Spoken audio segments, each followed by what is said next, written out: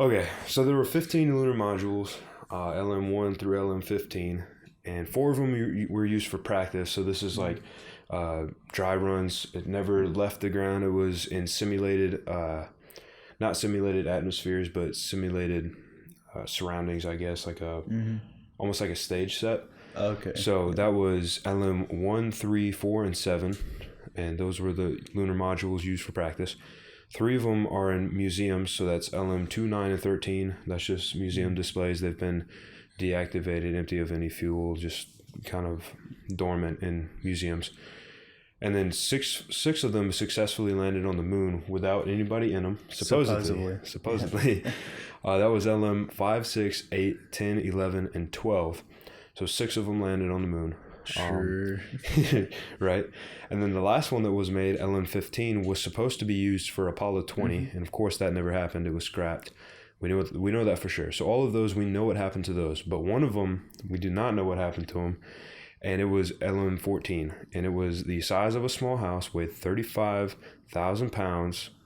And NASA states that it was incomplete or unused. But they don't really state what happened to it. So there was an Apollo disposition document that showed what happened to each lunar module. So LM1 through LM15, there was columns of them, and it had the state, so whether it was complete, whether it was used for practice, whether it was used in one of the missions, or if it was scrapped or whatever. It had all the information on each one. So one page in this disposition was missing, and take a wild guess at what page was missing. What page? The same page that had LM14 on it. Oh, what a surprise. What a surprise. So eventually somebody found the page 9 of this disposition, and it was found by the University of Houston's Space Archive. And what they found in there was that page 9 stated that the mission was canceled. So whatever LM14 mission was canceled. The remarks column beside it said deleted from program. So there was no information left in it, and it was purposefully deleted from that program. And the only working theory from NASA experts and people inside, the only working theory is that LM14 was never built. That's the only working theory. What do you think? I don't even know what to think. What would that mean if it was never built? Like, would it just be, I don't know, would it be just something to make people think that we're making progress towards something? Maybe, but what's kind of weird and why I believe that it was built is because most of these were built in chronological order. So LM1 was built first, then 2, then 3, and 4. So that would mean that if LM14 was never built, they skipped LM14 and went straight to LM15. Yeah, that doesn't make sense. You would think it would just, 15 would just be called 14. It would just be called 14 if they never built LM14. So I don't really know. That's just one thing about this moon landing that... It's pretty hard to make a rocket disappear as well. You can't just like launch one off and have it crash without people noticing. And nobody knows what happened to it. Even the people working on it say that they have no idea what happened to it. And it's not like it's a little microchip that they lost because somebody put it in their pocket, took it home and washed it. It's the size of a small house. It's like the size of a camper. It's like a trailer home that weighs 35,000 pounds, and they're saying it just up and disappeared, and nobody knows what happened to it. It is a little weird. And now that doesn't definitely prove that the moon landing was faked. It's just kind of weird. It's definitely something that's very weird. Are there like any other theories that like aren't from people who were working on it, or? Not really. The only other theory from outsiders is that maybe it was scrapped like LM15 and used for fighter jets. So the Navy and other, basically they gave it away to people to scrap to use for planes and whatnot. That's the only other theory, but they don't have any proof of it. Yeah, I mean, I guess that may make sense, but that's extremely weird. And you would think this would be like publicly available information. It wouldn't be kept a secret if it was just, If it was something so simple as just being scrapped, I feel like that would have been kept up with. Because everything else is accounted for, just LM14. So that's a little weird. It's not just a little weird. That's It's pretty weird for such a huge organization to lose $1.1 billion worth of spacecraft. Yeah, that also complains about being underfunded all the time. Yeah, that also complains about being underfunded. Maybe not at the time, but definitely now. Well, yeah. Okay, so again, this is where it starts to get a little bit more deep, and this is where it starts to get to where you start to question the moon landing. And this kind of just stacks on top of the fact that they already lost a spacecraft. So here they lost the original tapes. Yep. So yeah, these were tapes that were used to record the original footage from the moon, the takeoff, the landing. This recorded everything, as well as the telemetry. So the speed, the angle, the G's that it was pulling at the time of takeoff, everything to do with that spacecraft was recorded on these tapes. It was about 10,000 tapes in total. 10,000 tapes. Wow. Did you also know that the original broadcast for the moon landing and the moonwalk wasn't actually a direct broadcast? So it was apparently they were broadcasting it to the station or sending the signal to the station, and then they recorded that on a camera and then broadcast the recorded footage. So like, and if you think about it, that kind of artificially lowers the quality and makes it harder to notice stuff that's faked. And I'm trying not to let you see too far into the notes because it gets real weird. So there's these 10,000 tapes, and the way, just to explain this a little bit deeper, a little bit simpler, the camera on the moon was streaming to the space station. The space station was basically previewing that image on a larger display, and then they were using a camera to record that display, and then that camera was broadcasting it to live television. So basically you had 2 cameras and 2 monitors for everybody to see. 2 middlemen, essentially. Yeah, basically. So that's how they were broadcasting it, quote unquote, live. There was obviously some degree of a delay, just, on par for that time and the technology available. So these 10,000 tapes were lost. Now, to anybody who doesn't understand the size of these tapes and what tapes looked like back then, that might not seem too significant. Still 10,000, but okay, maybe. Well, there was about 700 boxes of these tapes. These 10,000 tapes were split into 700 boxes because they're about 12 inches in diameter and about 2 inches thick, and they each weigh about 5 pounds. Yeah, maybe 10 pounds. 5 to 10 pounds. So not just like a VHS tape. It's not like a VHS tape. They're 12. It's a 12-inch roll. So the diameter of it's like a foot long. It's huge. Wow. It's not small. Wow. And you're talking about 10,000 of those. So that's tons, literally like metric tons of tape just lost. So nobody knows what happened to it either. And then they eventually came out and said, officials, this is a little quote here, officials at NASA say the original footage was overwritten by accident due to the scarcity of film. So what they're saying is because they ran out of film, they accidentally overwrote. So use those same films, those rolls of film, they accidentally used them to record something else. Sure. Classic mistake. Classic. Just like 10,000 tapes that filmed one of the most important parts of American history and just overrid it. That Everybody Loves Raymond episode where Raymond records the Super Bowl over his wedding tape. That's what it is. It's the equivalent of saying that the dog ate my homework. Like, it was just an accident. It was not in our control. Whatever. Definitely not. So it goes on. Here's where it gets real fishy, and you'll like this part. So while they were searching for these 700 boxes of film, these 10,000 tapes, while they were searching for the original tapes, they magically found high-resolution footage from the original broadcast. And that is the footage you see today, the quote-unquote high-resolution footage from the original broadcast. I'd like to almost at some point see them side by side, the original and then the quote unquote high resolution. Well, that's the problem. It's almost impossible because all tapes are missing. Yeah. So it's a little fishy. Yeah, that's probably why they're missing. So okay, and then before I get into my theory, and this is just my theory, do you know about the footprint and how the footprint on the moon doesn't match the sole on the? Yes. So they say. And this is where it gets even dumber. They say it's because there was an overshoe. So it's a shoe that goes over top of the shoe that they wear already. And the idea is that it keeps them warmer. It's supposed to be more insulation. Cool. That's fine. No, Except you mean warm since insulation. Yeah, warm for insulation space. All right. But this is the funny part. I believed it, and I was like, okay, well that explains it all. Until one of the NASA officials came out and said, the reason we don't have those overshoes is because we left them on the moon. What? I don't know if I could kind of explain that. Okay, playing the devil's advocate.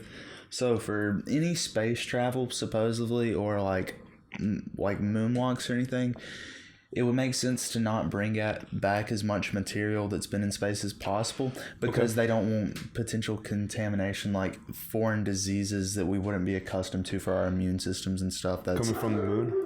Well, I mean, supposedly, because we don't know what could be. Okay, fair enough. That's why, if you didn't know, astronauts, when they've supposedly been in space, they have to be in a quarantine for like 2 weeks afterwards. I mean, I don't believe this. I'm just playing the devil's advocate. Understood. Makes sense. I mean, that I guess people could use that to defend it. I still thought it was kind of weird because definitely, when right now, who is it? Buzz Aldrin. His spacesuit is actually in a museum, and they contain all the pieces that he wore. Everything that he wore on the moon is in there, except for those overshoes. They didn't replace the overshoes. They just left them in space, supposedly. That's interesting. But it took them, I think, almost a decade before they came out and said that, if not a little bit longer, decade and a half. And then they were like, yeah, we left them on the moon. That's why. And if you go back, okay. And one last thing, just to kind of with the boot.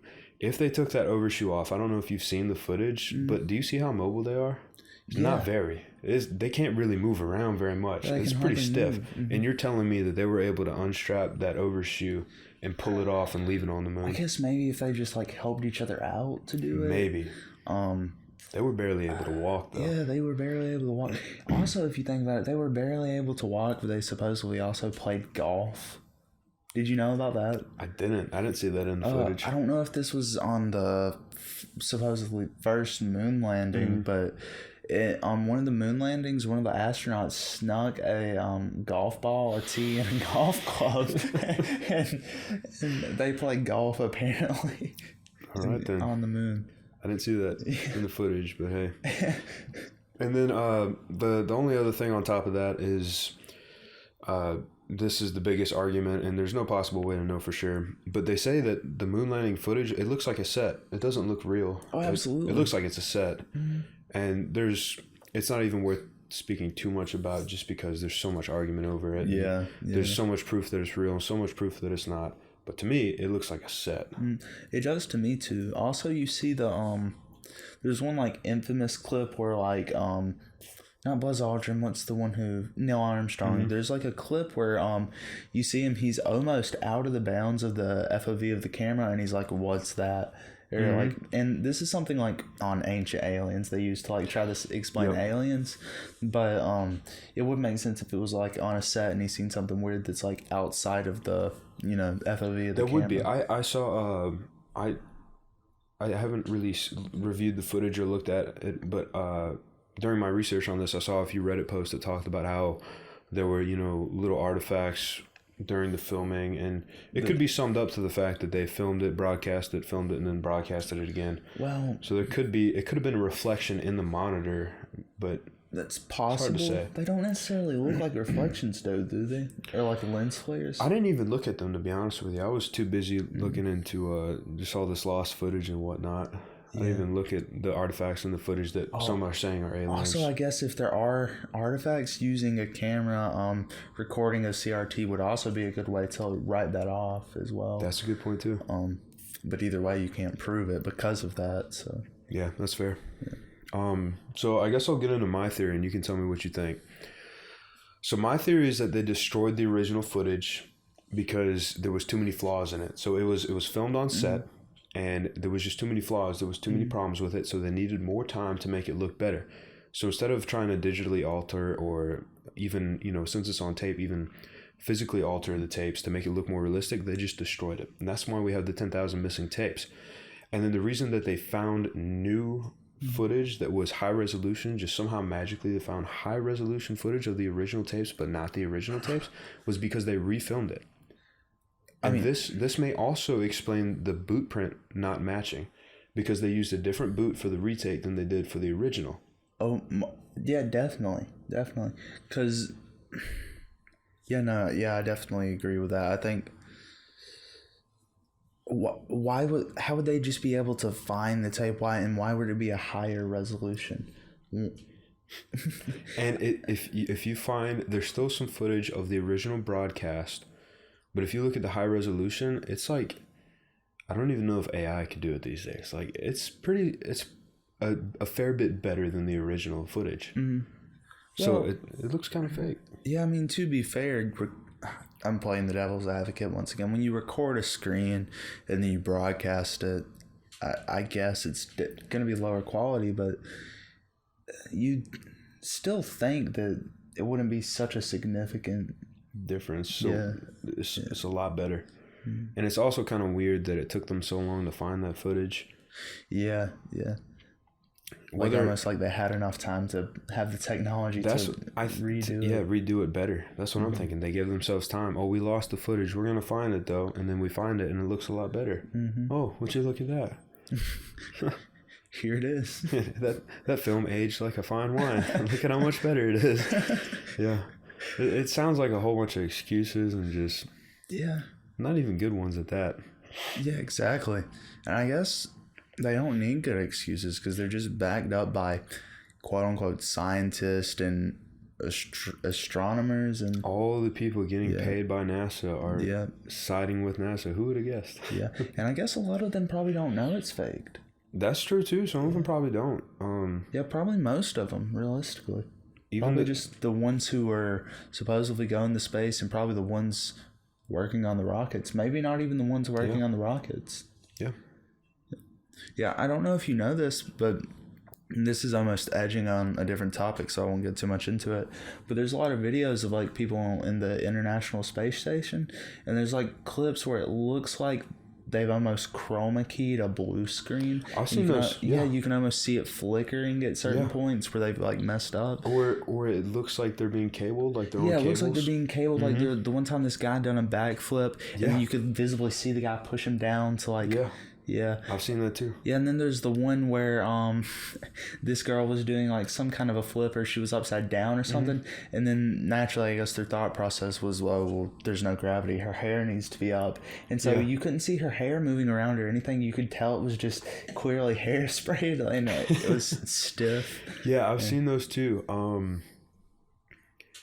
I haven't really seen any good debunkings on that one.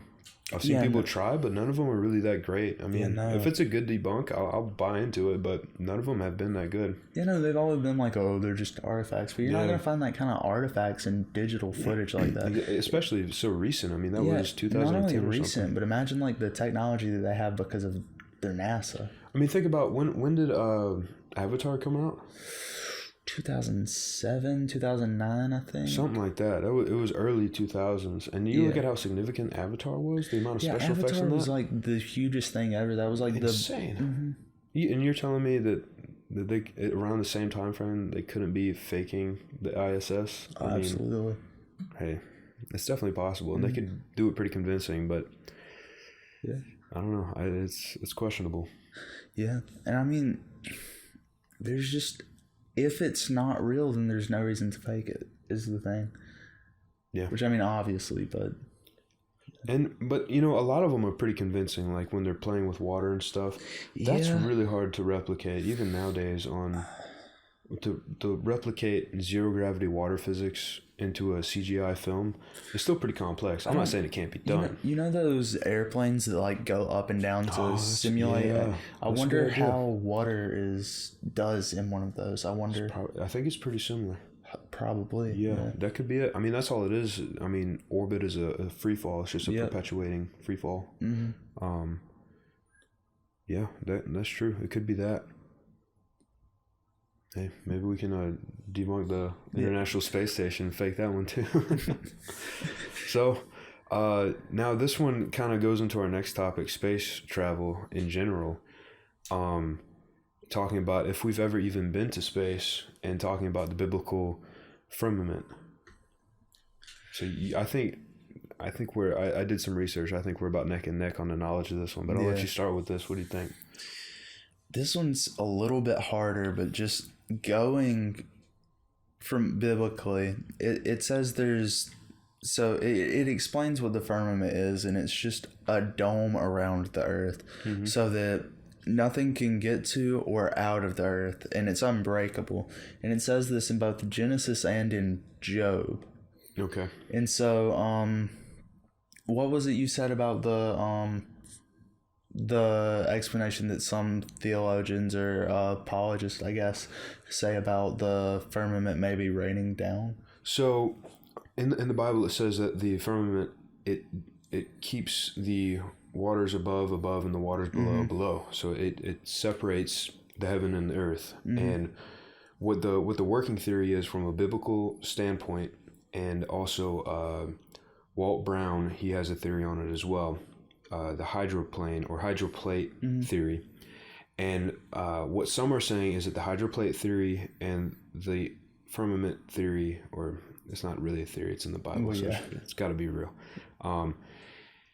They work together. So the theory is that when Noah had built the ark, God had basically broken the firmament, and the waters that the firmament was keeping back had all come down to earth, and that was half of the flooding. The other half of the flooding was the hydroplate theory, which basically says that there was a lot of water underneath the land, and because of the earth heating up, it expanded, and it basically blew through the land underneath, and that caused all the continents to separate. The one massive continent separated into smaller ones. It flooded, the continent sank underwater, and pretty much everything got flooded between the firmament breaking and the hydroplate coming out from underneath the ground.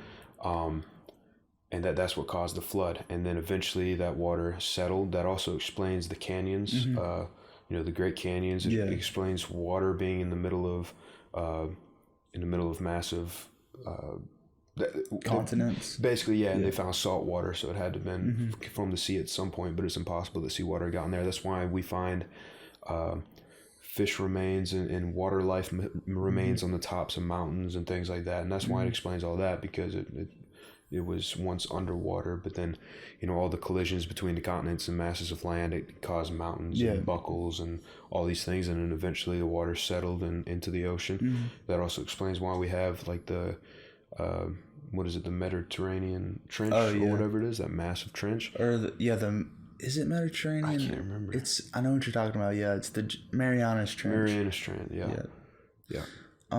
There's a couple reasons why I don't necessarily believe that. So, the first one is so it also says that the firmament is unbreakable in Job. And so a lot of people say, well, the firmament just means separation from heaven and earth. It doesn't have to be the literal physical firmament. But and I guess you could say that context makes that difference inherently implied. But I don't agree with that, because I think that allows room for confusion on which firmament,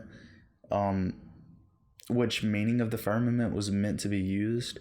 So, and this is in the KJV Bible, and the KJV was like the only English Bible for like hundreds of years. So I don't believe that God would allow there to be that kind of confusion in his word for hundreds of years. And so that's one of the reasons. And I guess that's the only reason. I was thinking about another reason, but it's kind of slipped my mind. I don't know. Maybe it was just related to that one. Could be. Yeah. I mean, yeah, that makes sense. It's hard to say, but if the firmament wasn't broken, then that means the firmament is still there today. Right, yeah. Which leads me into some more, theories that I found while doing this research. The Milky Way that we see is actually scarring from where God opened the firmament for the flooding to come down, for the water to come through to earth, which is an interesting theory. That's the thing. The water coming. Why would the rain from the flood or obviously some of the water came up, but why would the rain from the firmament being broken be from the firmament, but then now the rain comes from clouds? Like, rain is a byproduct from the flood. It's like something that just happens now after the flood, whereas it didn't happen before. Why would we have clouds now for rain instead of just the firmament pouring out?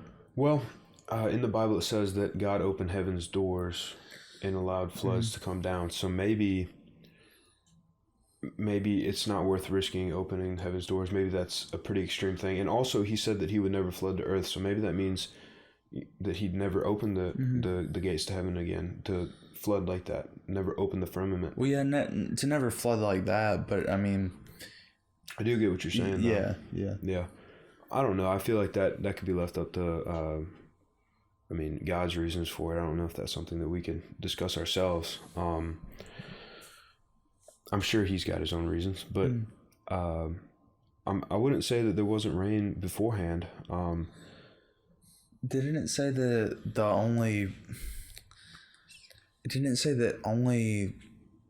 way to like water crops or something was through the dew? That would actually make sense. And this would actually play into the hydroplate theory of all the water on Earth being trapped underground. Basically, it'd be subterranean water. I guess there would be more dew then. There would be a lot of moisture, and also something to think about that people don't think about is if the firmament was basically over the Earth at the time, that would mean there would be a huge greenhouse effect. Meaning extreme fertility in soil and plants that could explain why trees back then were so massive. Yeah, also the working theory now is oxygen, but that would also explain why they're so massive. Yep. People were bigger. They lived a lot longer. You look at how long Adam lived compared to how long we live today. That's a great point. That's another thing about the firmament being destroyed. That could also explain, because I believe it's in Genesis, God said that he would now limit a person's age to 120. That a person would not live beyond 120 anymore. Did it specifically say 120? 120, I believe, is what it said, and that's in Genesis. And we don't really have any good evidence of someone over 120 either. There's some people who are like in China or wherever who are like monks or whatever that claim they're over that age, but there's no real proof of it. No birth records or anything like that. No birth records or anything, so it's kind of up to them what they say. But that could also be explained by the firmament breaking, so we don't have as high oxygen, because it's pretty interesting. And I actually have a picture I can pull up here. Let me pull this up real quick. I'll try to do it quickly. All right, very interesting. If we can get this a little bit higher resolution. There we go. All right. So as you can see, that line right there is the flood. Look at how the age drops after the flood. Oh, yeah. So if the firmament was broken and we lost that greenhouse effect, meaning oxygen dropped, lifespans could drop at that point. And that's what it shows right there. So scientifically speaking, from a biological standpoint, it would make sense. We're also shielded from the sun better if there was a firmament. Yep. UV radiation causing skin deformities. It makes a lot of sense. This picture right here is actually what convinced me that the firmament could be broken. Because it doesn't really say that it was ever put back together. It just said it was broken or it was opened, and it does say that it was opened, didn't it? Yeah, it said it was open. Yeah, it could have been. Water came down. That was it. Yeah. It never said it was put back together, and then God said that he would limit a person's age to 120. And then after that, the age rapidly dropped. The life expectancy dropped. Yeah, that's definitely interesting. That makes me think definitely that it could, that it could just not be up there anymore. Yep. I don't know. I'm still not convinced though, because it's understandable. Yeah, I mean, I guess when it comes to, like I said with Job, how I don't believe that God would allow there to be that kind of confusion with his word for hundreds of years. I guess also maybe like at the time, maybe the context made it more obvious of what he was talking about if it meant the other meaning of the firmament.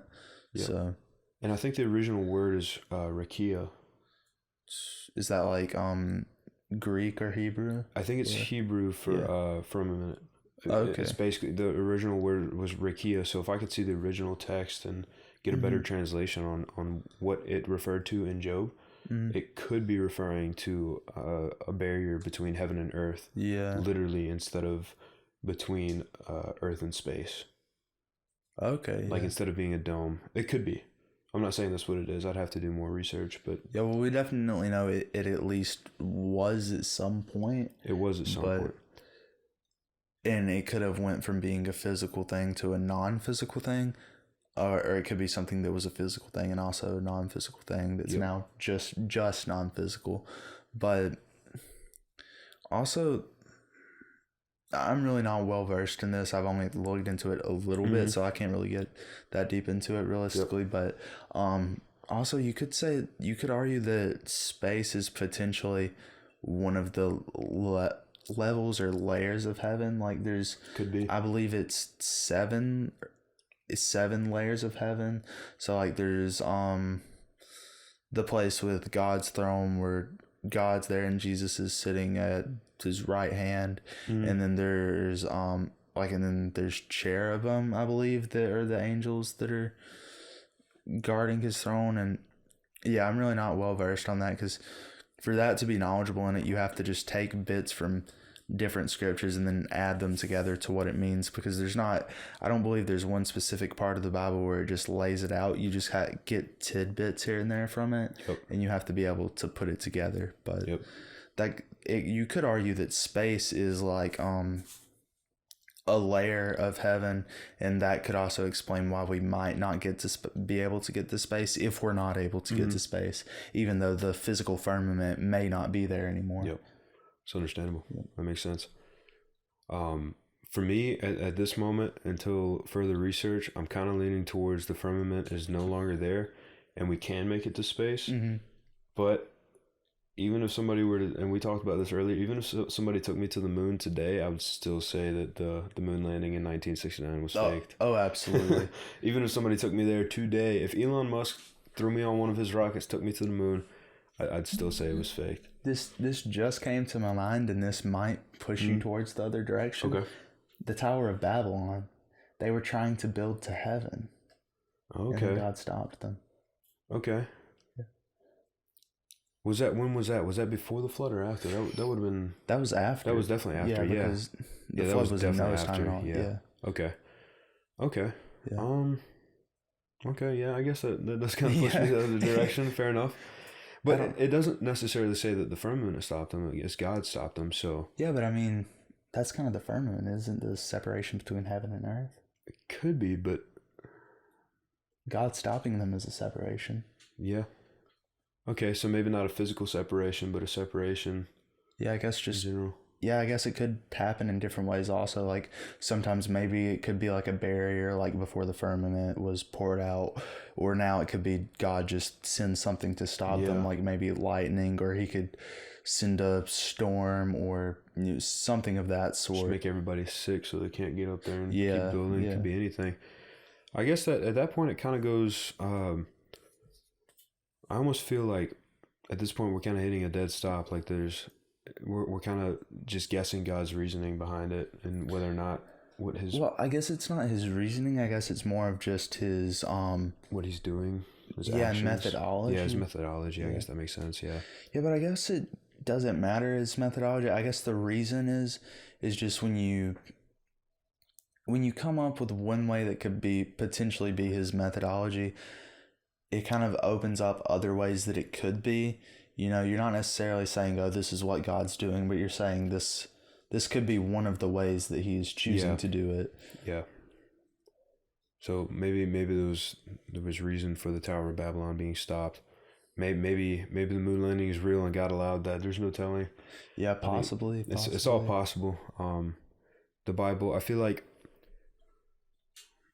the Bible's pretty specific, but if you're trying to, if it comes down to guessing what God's doing, it's not, the Bible says that you may not understand what God's doing. It's all in his time. You just have to trust him. That's what faith is. You might not always know what he's doing, but he's doing it for you. So maybe we're just going too deep. Yeah, absolutely. But I don't know if I agree in this sense though, because I think, like in Job when it says the firmament cannot be broken, and the firmament is like the separation between heaven and earth. That's like what happened in Babylon. I don't think it specifically said it was the firmament in Babylon, but they were separated from being able to make it into heaven. And then, I guess that's not guessing, but I guess it's guessing because we don't necessarily know what the firmament is. It's almost just kind of assuming.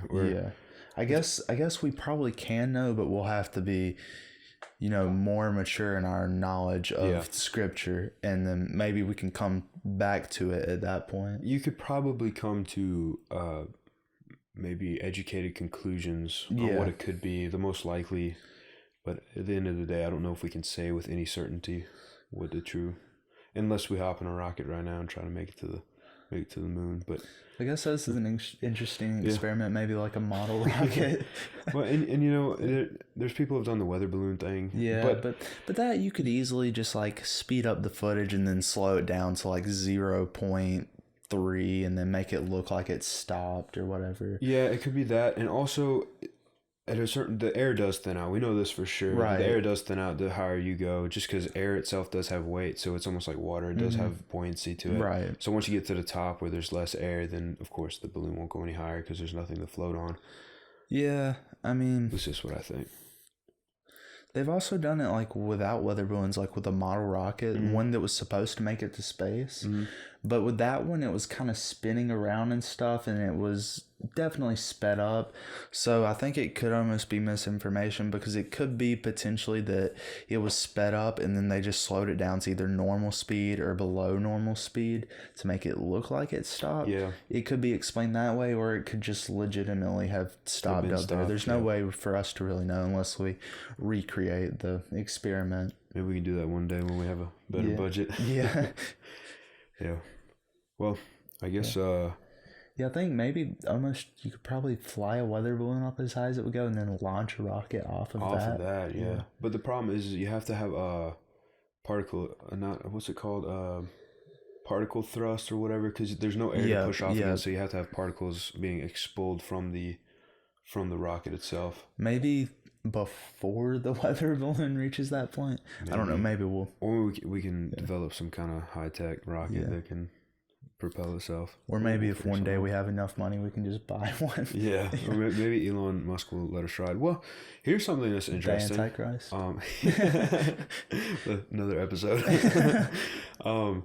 This is something that I was thinking about earlier. Elon Musk is pretty close to being able to bring people to outer space, to Mars. He's getting close. I think in our lifetime. Claims that if you can go to Mars, definitely is getting close from what we can see. I would say in the next 3 to 4 decades, if Christ hasn't come back yet, and Elon Musk hasn't made it to Mars, I would say the firmament is still there. Because by then, if he hasn't made it, he should make it soon. Yeah, I agree. I think also it almost seems like he was supposed to have made it there by now, but I could just be like an idiot. I think he predicted maybe 5 years ago that it'd be 3 decades. Okay. Or 2 decades. Around 2 to 3 decades is what he predicted. And so far he's been right with everything he said. So I'll take his word on it. Cause except for Neuralink. Yeah, except for Neuralink. That's pretty sketchy. I'm never going to get brain implant put into me. The only thing that seems cool about Neuralink to me is it can like make people who are paralyzed potentially regain function. But and people with dementia. People with dementia. Even then, I don't think I'd take it because there's a huge chance you'll just die. If I had bad enough dementia and they told me it could be reversible, I don't have much to lose. Yeah, absolutely. If you don't have much to lose at that point, you're basically almost next to death. You're knocking on death's door, then I guess. Yeah. I guess I'd take that chance. For me, that would definitely be something I pray on heavily. Oh, yeah, absolutely. Absolutely. That's, if we say it as a joke sometimes, and I don't know if he's the Antichrist, but you got to be careful who you take things from. I'm not gonna make this a topic or anything, but Someone at some point a long time ago asked his mom, was Elon Musk the Antichrist? Yeah. And she said, no, he's not the Antichrist, but he will be the one to deliver the mark of the beast. And this was before Elon Musk was famous or anything. So that makes it kind of creepy. It does make it kind of creepy. And also his family is super weird, super strange. Yeah. Didn't his dad, had a kid with his sister. No, not his stepsister. He was related, I think. Really? Blood, I think. I could be wrong about this. I don't want to that before. Yeah, I don't want to spread misinformation, but I'm pretty sure it was his blood sister. I know it was definitely something like incest. Whether it was step or not, it was still family. I mean, it's a little weird. Yeah, it's, not a little weird. That's real weird. It's really weird. Yeah, he. I don't know. Elon Musk is kind of hit or miss. I think you know he's the guy that occasionally, I don't know, I feel like most of the time he's pretty innovative and he says things that are smart and educated. But you know, if you look into his history and you kind of nitpick at his stuff, you can find some pretty weird things. Yeah, and also he kind of he puts himself on an almost pedestal and kind of makes himself seem smarter than he is. I think, don't get me wrong, he's like a very smart man, but he's really more of a businessman than he is like a scientist or an engineer or anything like that. He's a businessman that gets smart people to do things for him. Yeah. I mean, I could buy into that. He is definitely smart. I'd argue in some subjects he's definitly smarter than me. Absolutely, by a long shot. But, likewise. But overall, he's definitely a businessman. I think he helped make PayPal. He's a smart guy. But he's more of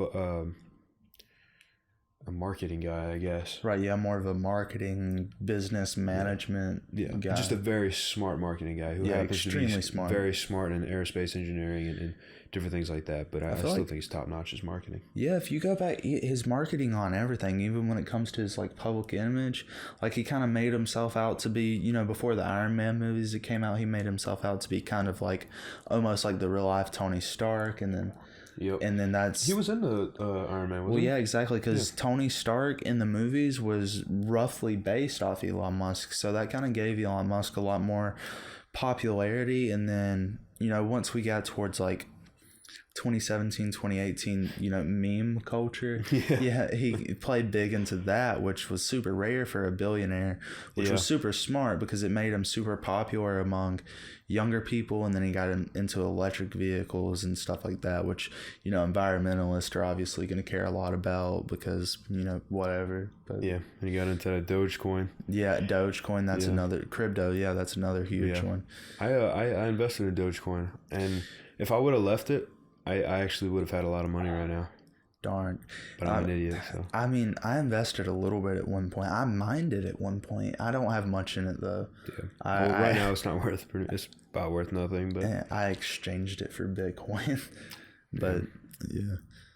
Crypto is kind of weird these days. It's pretty weird. It's been going up lately. Really? Yeah. I haven't been keeping up. I haven't kept up with it since COVID. After COVID hit, it seemed like it just kind of got kind of funky. It wasn't as easy to predict and make money off of. Yeah, well, about a month ago, it was at about, I don't know, Bitcoin was maybe at about 20,000, and now it's at like 27,000, I think.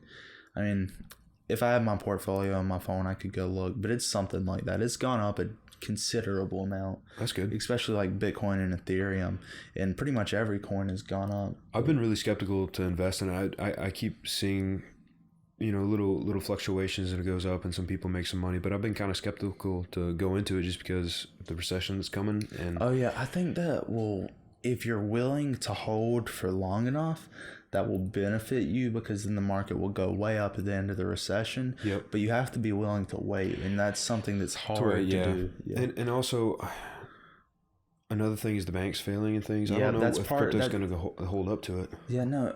That's part of why it's going up, because everyone's like, oh, the banks aren't trustworthy. Well, better go put my money into Dogecoin. Okay, so there's a little bit of, I don't know, you can call it a conspiracy theory, but there's talk going around. We'll call it talk. And there's talk going around that the reason they're faking the bank failures to get people to pull money out of the banks. I agree with that. Okay, I kind of agree with it too. Yeah, and it makes big sense because it makes people panic because it's not happening with these little banks. It's happening with these big banks. So everyone's like, oh, it's going to happen with our bank in like a year or so. Probably not, because we'd see signs that that's going to happen. If we pull out, it might happen. But yeah, if we pull out, it'll happen. They're scaring us to pull out. Yeah, they're scaring us, and they're trying to trigger it into happening. They're faking. It's make it to or fake it till you make it kind of thing.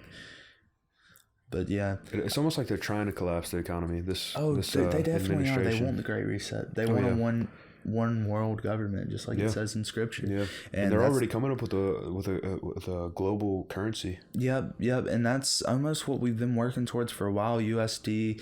No, it isn't that necessarily, but it's like it almost basically is. And then they've just been working towards a one world government for a while. That's like, allied countries aren't a bad thing, but that's, working towards it, the United Nations. Yeah.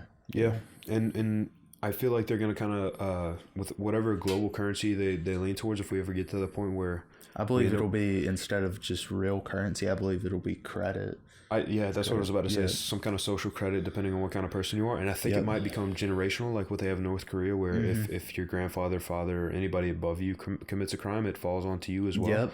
I feel like that'll be the social credit. That's a super scary thing. And you know about this, obviously, but like in North Korea, if someone's caught, everyone has a picture of Kim Jong-il, I think, on their wall, and you have to clean it perfectly. And every once in a while, just randomly, like in the middle of the night or the middle of the day, and check. Yeah, they'll come and check and make sure there's no smudges or anything. If there's like even a little speck of dust, you'll be killed. Your family will be killed. Everybody. Your distant cousins will be killed. Kill everybody. Yeah, exactly.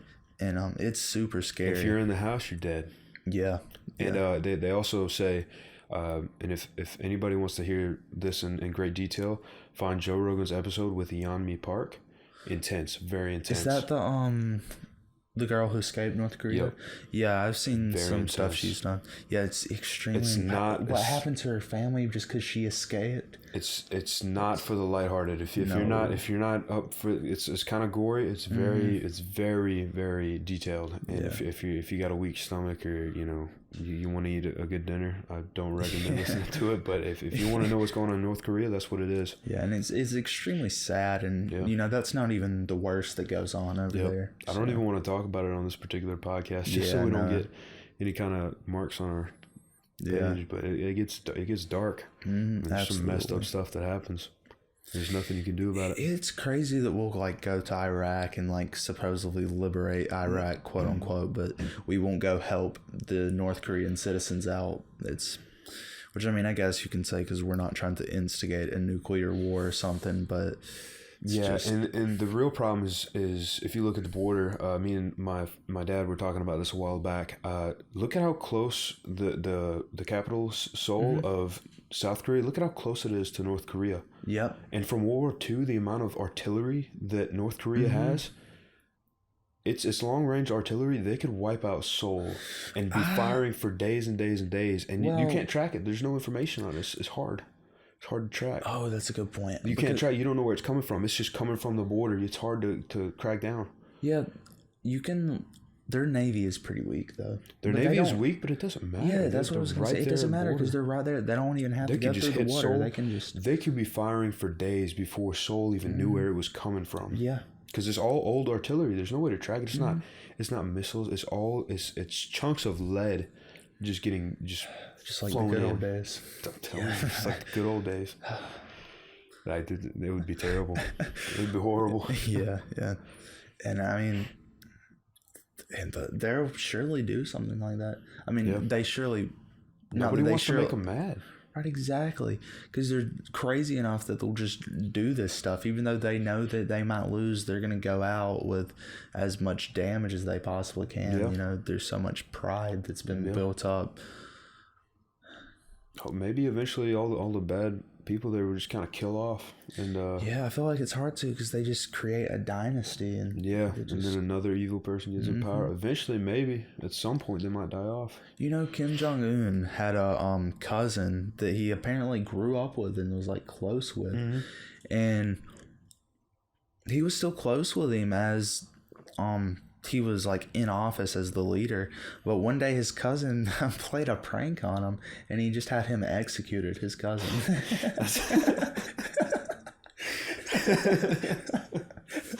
Oh, it's so not funny. Well, it is. It's pretty funny. It's just a prank, bro. Bang! Bang! 2017 YouTube. What was the prank? Do we know? I don't think we know. Maybe we do. I just don't know. I wonder. Like, I mean, he just like cobbed out of the closet door, scared him. just jump scared. You're gonna be executed now. They just take him out for a public. It's not even like shot him because he was scared. It wasn't just reflex. He just had like a date set to publicly. Yeah, that's pretty much what it was. Oh man, I mean, hopefully it was something good. What? I mean, the prank. It was like, yeah, hopefully the execution was good. No, hopefully it was a good prank. Yeah, hopefully it was like a pretty elaborate. I mean, but what could they do? It's not like they have a lot of technology. Like, ooh, let me post this on you. Like, there's not a lot of technology. There's not much going on over there. I mean, they barely have running water over there. Yeah. Well, what was the prank? Like, I mean, I guess it's just like I put a bomb in your outhouse. I mean, just like blew it up underneath you. A thumbtack in his office chair. I guess it's just like something you would do with your friends, not necessarily to just like be public. Just something you do to mess around, I guess. I wonder. So did he just kill his cousin or like kill his whole family too? I think it's pretty on par if he killed his whole family. I think it might have been his cousin and then his wife and his kids probably. Man. It's been a minute since I've heard about this. I just know specifically it was his cousin. I can't say necessarily that it was his family as well. Was it Kim Jong-il? It was Kim Jong-un. Oh, it was Kim Jong-un. Oh, so it was more recent then. Yeah, it was a little bit more recent. It was sometime, I think, recently after he had got out of office. Kim Jong-un, Nam. Okay. I doubt we'll find it. Yeah, I mean, especially on Google, that stuff is going to be hard to find. How North Korea tricked 2 women into assassinating Kim Jong-un's half-brother. What? All right, we got to read this one.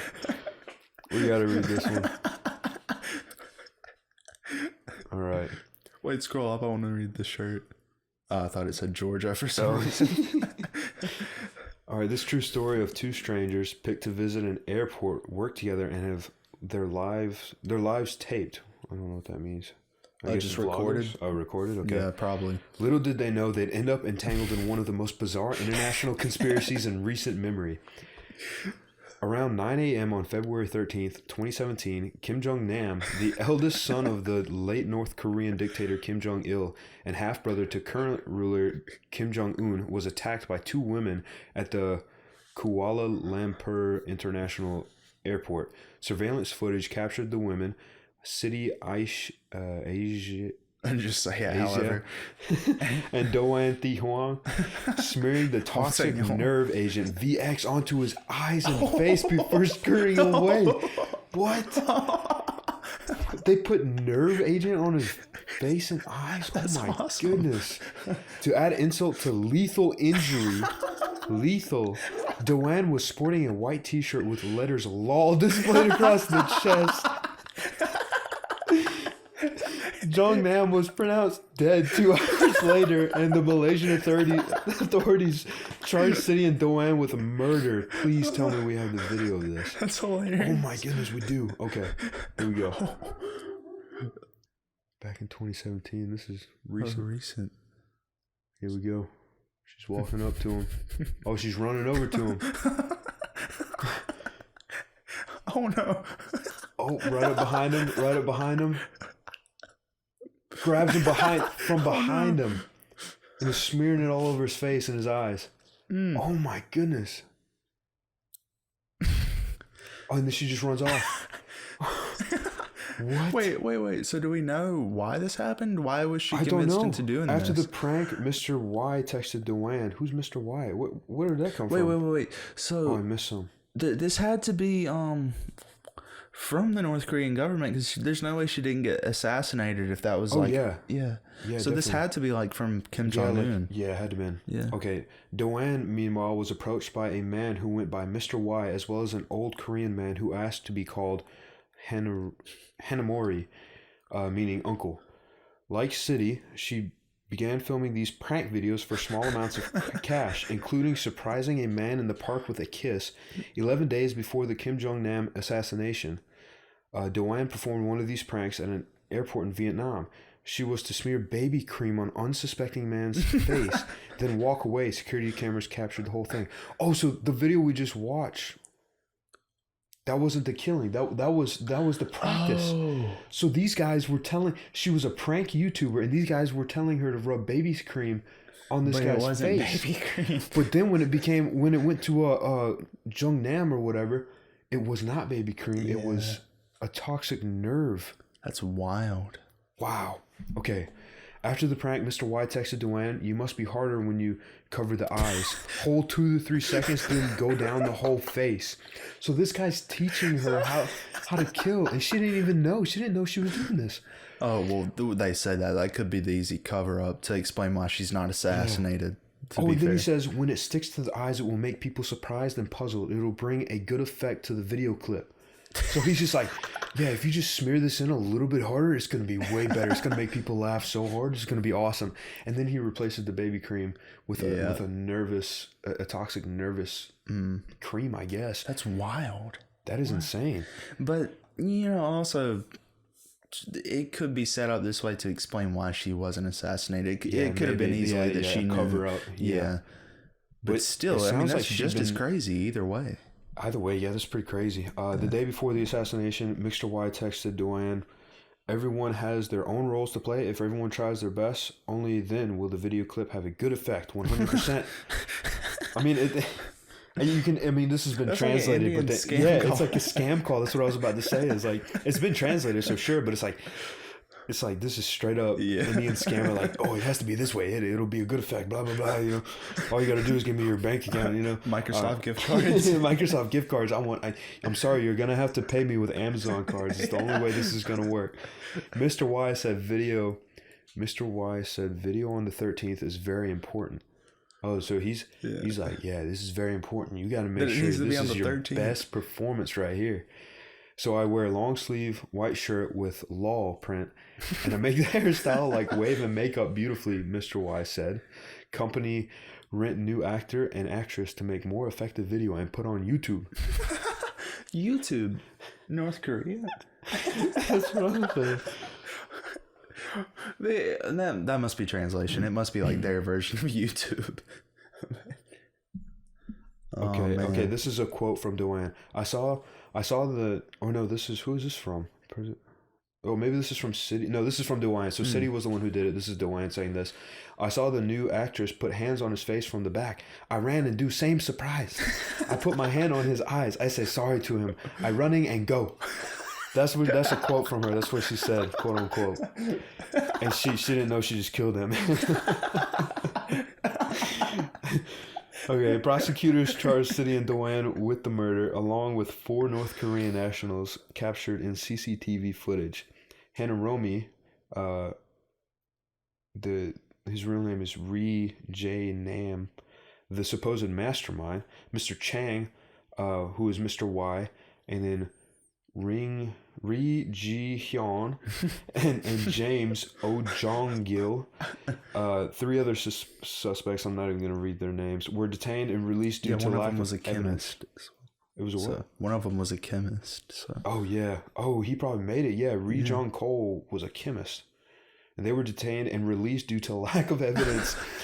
Though the latter 2 were caught by security cameras guiding the 4 aforementioned suspects through immigration following the assassination, allowing them to fly back to Pyongyang. The Malaysian authorities, however, remain convinced that City and Doan were in the plot. Okay, so this had to be from Kim Jong-un because there's you don't just get released for lack of evidence in North Korea. No. So, but it wasn't in North Korea. It was in but it's staged by North Korea. Yeah, okay, fair enough. Yeah, well, even if it's not staged, they're gonna get to her somehow. Okay. Oh, here we go. But after combing through thousands of pages and text messages, there was nothing to suggest that City or Dewan knew anything about this assassination plot. Only the prank videos, quote unquote, they were filming. Neither woman changed out of or even washed their clothes, which likely would have which they likely would have if they know they were handling deadly chemical. And surveillance footage shows City rubbing the palms of her hands together immediately following the Kim Jong-nam incident, begging the question: if she knew it was VX, then why would she be rubbing it into her hands? Okay, that's. I mean, or maybe if they're using that explanation, that could be a good way to write it off. I guess maybe that's looking too deep into it, but yeah, maybe. Yeah. I wonder what it did to her. I mean, we know. If it.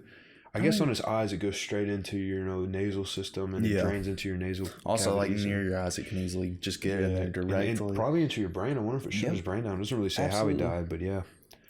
This is it's like a skit out of Airplane. If you've ever seen Airplane. I have not. It's such a funny movie. It's like an old... It seems like a skit. It almost, on like an SNL skit or something. Kind of like that, or the little Instagram reels or TikTok videos. Yeah. I don't have TikTok. Everybody delete TikTok. Yeah, if you're listening to this right now, it's Chinese spyware. They're gonna rub cream in your eyes. It's not baby cream. That sounds so bad. It does sound pretty bad. They're gonna rub cream. Yeah. Oh man. But the little reels, it's like if POV, you're a new spy or whatever or assassin, and he drops the powder in the water, stirs it with his finger, and then licks his finger. And then he dies. Reminds me of that. Yeah, first day on the job as a spy. I accidentally assassin myself. Oh my goodness. All right, here we go. Most of the evidence suggests that the assassination of Kim Jong-nam was a North Korean plot overseen by his power-hungry sibling, Kim Jong-un, who not only killed his own uncle, but made several attempts on his half-brother's life in the past. So yeah, it's probably Kim Jong-un, I mean. His uncle, I'm pretty sure it was his uncle. I'm pretty sure actually his uncle didn't play a prank on him. I'm pretty sure he just decided to play a prank on his uncle that killed his uncle. I'm pretty sure that's what happened. Is that what it is? Yeah. Okay. Let's see if we can find this again. Prank on uncle. This seems so weird. He's just, I'm just a prankster, dude. I'm not a communist or anything. Read that one from Kim Jong-un official. Laughs as he says leader's uncle was shot, not torn apart by dogs. All right, should we watch this? I feel like we need to watch this. I guess. Let me see if I can turn the volume up on this TV here. All right, here we go. It has been the fate of Jang Song-dek, Kim Jong-un's uncle, that has intrigued the world. Publicly humiliated, denounced, and summarily executed. What did he do wrong? Well, Jang Song-taek did lots of crimes. He made anti-party, anti-government crimes, and as well as he abused his power in hindering the national economy according to the laws by the criminal court. He was sentenced to death. But how was he executed? Because there has been some very wild reports that he might have been fed to the dogs. No. How was he executed? It sounds like they might have been fed to dogs. Oh, no. They're just laughing like, no, we wouldn't do that, no. What did he say? Reports that he might have been fed to the dogs. No. Can you clear it up? How was he executed? Was he shot? Well, he was shot to death. Like, that's better than being fed to the dogs? Like, yeah, no. Are you kidding? You think we're that savage? We'll feed them to the dogs? Are you crazy? No, we shot them to death. You kidding me? No, we never feed them to the dogs. No, we don't feed them to the dogs because we eat the dogs. we fed him the dogs, then we shot him. No, he ate the dogs and then we shot him. The dogs didn't eat him. There have also been reports that the uncle's wider family, including his children and grandchildren and political supporters, have also been rounded up and executed. This is the political propaganda by our enemies. So his family have not been executed. Hold on. Let's. I think that's a fabricated report does not deserve. No, no. Okay, I don't know if this is picking up on the audio, but the reporter asked them if he thinks that there's reports going on that his family was killed, his grandchildren were killed, his political supporters were killed. And he just stutters and giggles a little bit. Like he's like, no. I think he's like, he's not even sure. He's just saying he thinks. No, he definitely killed everybody. I command. They are alive. I know he was punished. I know he was punished. But his family is punished or not, I don't know. If his family was punished or not, I don't know. No, that means they're all dead. Yeah, I think when it comes to the prank, Harbor Freight. All right, hold on. I think when it comes to the prank, it might be his half brother. I don't know if we want to go deeper into the rabbit hole, but it could have been his half brother. Yeah, his half brother was the one that was killed by the. Okay, yeah, that might have been the prank. Maybe he was killed by a supposed alleged quote unquote prank. But maybe really I it was think just an assassination. Maybe the source that I heard this from embellished a little bit and made it sound funnier than it was. Could have been. But still, it's pretty crazy. I mean, they don't even look like pranksters. I feel like their prank videos were probably so lame and mundane. Yeah. Like they had like 3 subscribers and a couple views and like an occasional somebody would like leave a laughing emoji and then they just accidentally kill somebody. They look like they make instructional videos on how to do math. They look they look like what's the one? They look kind of Asian. Just a little, you think? They all look the same. Same person. What's that thing? The life hacks, the life hacks videos. They look like they're the ones making those actors, life hacks. Yeah, where like instead of flossing your teeth, you like tie a bunch of toothpicks together, attach it to a drill, and just drill your teeth with it or something. They're like those life hacks people. Yeah. Well, there you go. It was just a prank. It's pretty funny. I think that was honestly almost a little bit funnier than Kim Jong-un just getting pranked on and then killing everybody. Yeah, I could have sworn though he got pranked and then he killed the person pranking him, or he killed someone through a prank. But maybe I'm just wrong, or maybe someone lied to me. All right, here we go. Kim Jong-un gets pranked. That's not real. Yeah, this is. Okay, it's somebody who looks like Kim Jong-un walking around New York City as a prank. Yeah, it's all Kim Jong-nam. Yeah. Well, it had to have been this because that's his half brother. So I guess it had to just been killed by a quote unquote prank. Man. Yeah, I guess. I don't know why I felt like it was funny. Yeah.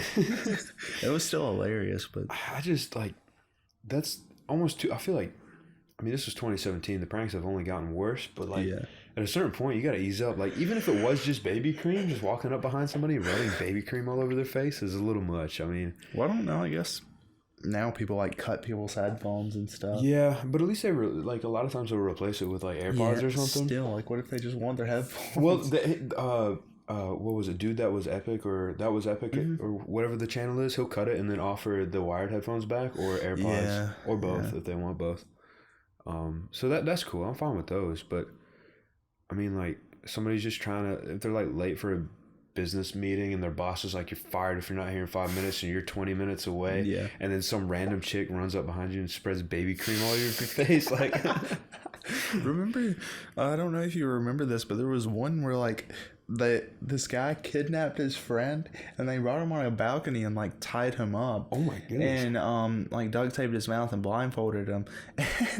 And so they got his friend there tied up as well, and then they got then he tied himself up in the chair, or they had him tied up in the chair also, like blindfolded and his mouth duct taped. And then they got like an actor or either one of their other friends or something to like pretend to be the guy who kidnapped him and had henchmen and stuff. And so, What? Yeah. And so he took the blindfolds off of them in the prank. And keep in mind, this one friend's the only one that's not in on it. And so took the blindfolds off both of them. And then like his best friend, they like fake assassinated him, and he's dead. I've and then seen that. yeah, and then he's screaming and crying. And See, that's messed up. that's such a traumatic event. Yeah, I mean, I hate saying post-traumatic stress disorder. No, that's definitely going to give someone PTSD. That 100%. Yeah, is. people overuse the PTSD thing. Like, I'll see, you know, these blue-haired chicks on Snapchat or something being like, yeah, PTSD because some dude looked at me weird in the gym. Like, no, you don't. That's Shut up. not You're PTSD. just weak. But that's like serious. Like, that's serious traumatic. trauma. I mean, if you really believe in your mind that you just watched your friend get killed and you're and next, you believe that, exactly. Not only your best friend in the world, but you're next. I mean, I would freak out. I wouldn't be able to sleep, even if they told me it was a prank afterwards. Like my mind believed that was real for the 10 minutes or 15 minutes, however long it was happening for. He has to still be messed up from that. And that was like in 2017. I wouldn't be friends with. I would never talk to those people. Yeah, I would again. never talk to him again. I mean, I'm not huge on therapy, but Yeah, I'm not either. Find But that's yourself a probably Christian one of the places where you need a therapist. Go to church and find a good therapist because you need it after something like that. Absolutely, you need church anyways. But I mean, definitely then. People who are in war, they're trained to see that kind of stuff. But if just me and you, we haven't been trained to see that kind of stuff. Even being trained, you can't just simulate that. It's when you know it's happening, or either you believe in your mind that it's happened. You can strengthen your mind to an extent, but there's almost nothing that can prepare you for that unless it's just hardened into your brain. Like if you're born with that kind of tolerance, and maybe. But I don't know if I will like living in a world where there's people who have that kind of tolerance. That's. Hey, Jocko Willie could do it. Jocko could do it. Jocko could do it. If anyone can do it, Jocko could do it. Yeah, that's wild. Yeah, I couldn't. No, I would never talk to those people again. Yeah, I wouldn't either. That's like messes you up for life type of thing. I have a hard time praying like where you put the little firecrackers, the ones you throw at the ground underneath the toilet seat. I have a hard time just doing that. I don't. I mean, I don't like putting people into distress. I mean, if it's just for a second and then they laugh about it afterwards type of thing, it's not so bad, but like making someone think that their friend was executed. The only ones that I can get behind are like little short pranks, like not even jumping out and scaring somebody, like a whoopee cushion. Yeah, like a whoopee cushion, or you I don't know, put a funny bumper sticker on somebody's car that says honk if you think I drive bad, or just honk at me, whatever, something like that. Yeah. Those are cool, but I also like like psychological pranks where you make people think they're going crazy, like you keep moving a glass back to somewhere and then they move it again. You're about to be executed.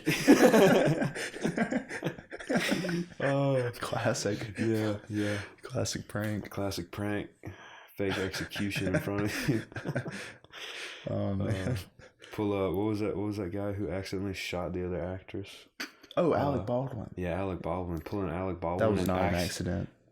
I haven't done any research on it. Tell me about it. Okay, so the revolver that he was using, supposedly there's supposed to be people who check safety and stuff. Yeah, the top managers. Yeah, and supposedly you're trained as well. And there should really never, ever be anything but a blank in it unless you're in the act of filming something where you need dust to be shot up and there's no actual people in the way. Yeah, but even with the blank, you should be able to get you can put that in post. There's other ways to do it. Right, exactly. I mean, even if you wanted to be more realistic, you don't just let them hold it all the time. And so also you're supposed to be trained, and I'm pretty sure he was trained like gun safety and stuff. Yeah. And so he was just supposedly didn't know it was chambered and was just like playing around pretending to shoot stuff supposedly.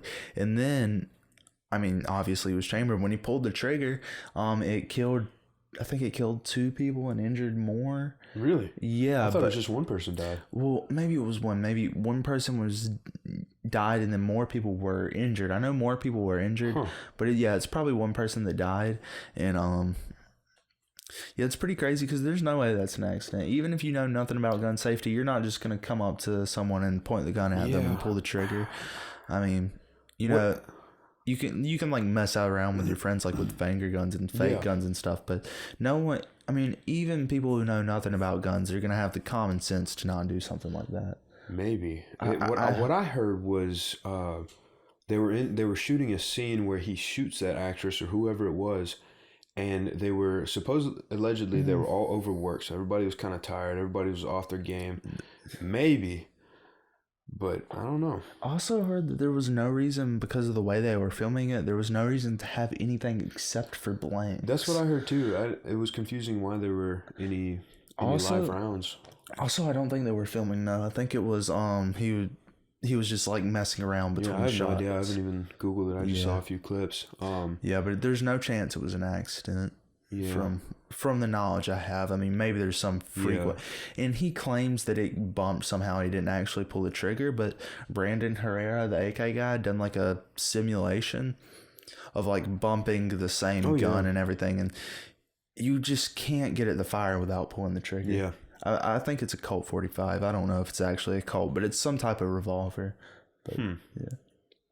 I mean, revolvers, if the hammer's pulled back, it is possible, but it would have to be a pretty hard bump. I mean, unless it was some kind of modified trigger that was really easy to pull. Exactly, it was a bump, and I'm pretty sure, don't quote me on this, I definitely can be wrong, so anyone listening, do research, but I'm pretty sure he claims that he didn't have it cocked back. Nothing's going to bump it and make the hammer pull back. Yeah, because that's a pretty long trigger pull to get that thing to fire, because you got to pull far enough to pull the...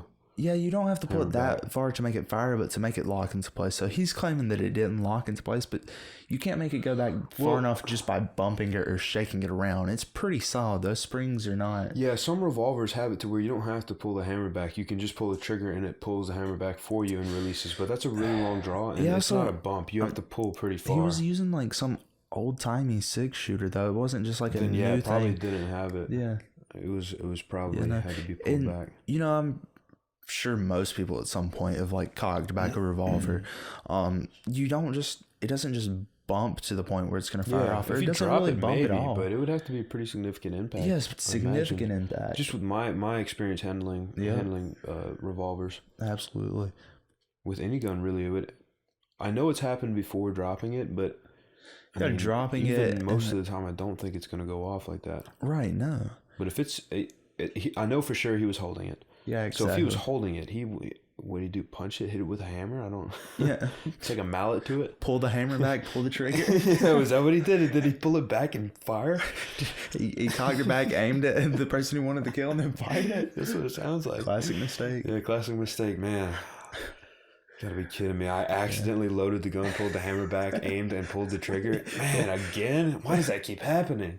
Darn it. Oh, my goodness. Yeah, I don't know. I'll do another episode. Yeah. Do you know about this? Just kind of brings up deaths on set. What do you know about when they were filming the original Wizard of Oz, and apparently somebody had hung themselves? I think it's been debunked, but I think I heard about it at some point. Here, let's pull it up. Let's pull up an article. Wizard of Oz. The original Wizard of Oz, if you watch it, it's like really creepy, kind of. Wizard of Oz suicidal munchkin.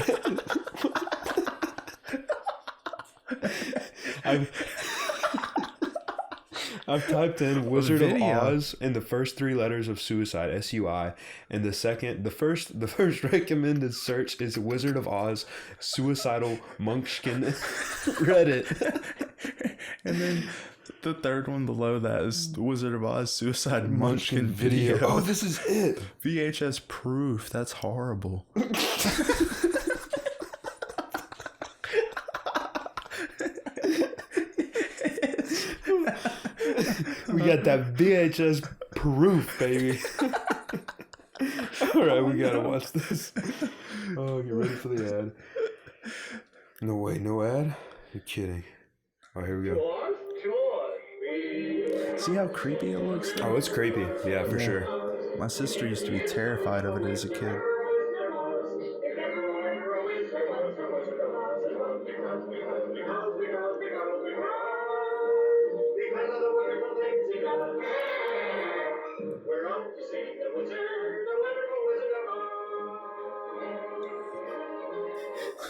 Copyright strike 1. Well, that didn't give us anything. Yeah. Okay, hold on. Let me see if I can find a better one. Let's see if I can find a picture or something. Hanging munchkin scene. I want to like a circle around what we're looking at. There we go. Oh, it's got like in the background you can see. Yeah. You could also almost say that's like tree bark or something, but well, hold on. It was moving. Let's look back at the video. Yeah, again. It's gotta be. I'm pretty sure I remember that. It's like moving around or something. The more and more we talk about this, the more I seem to like remember hearing about it. All right, let's. Here we go.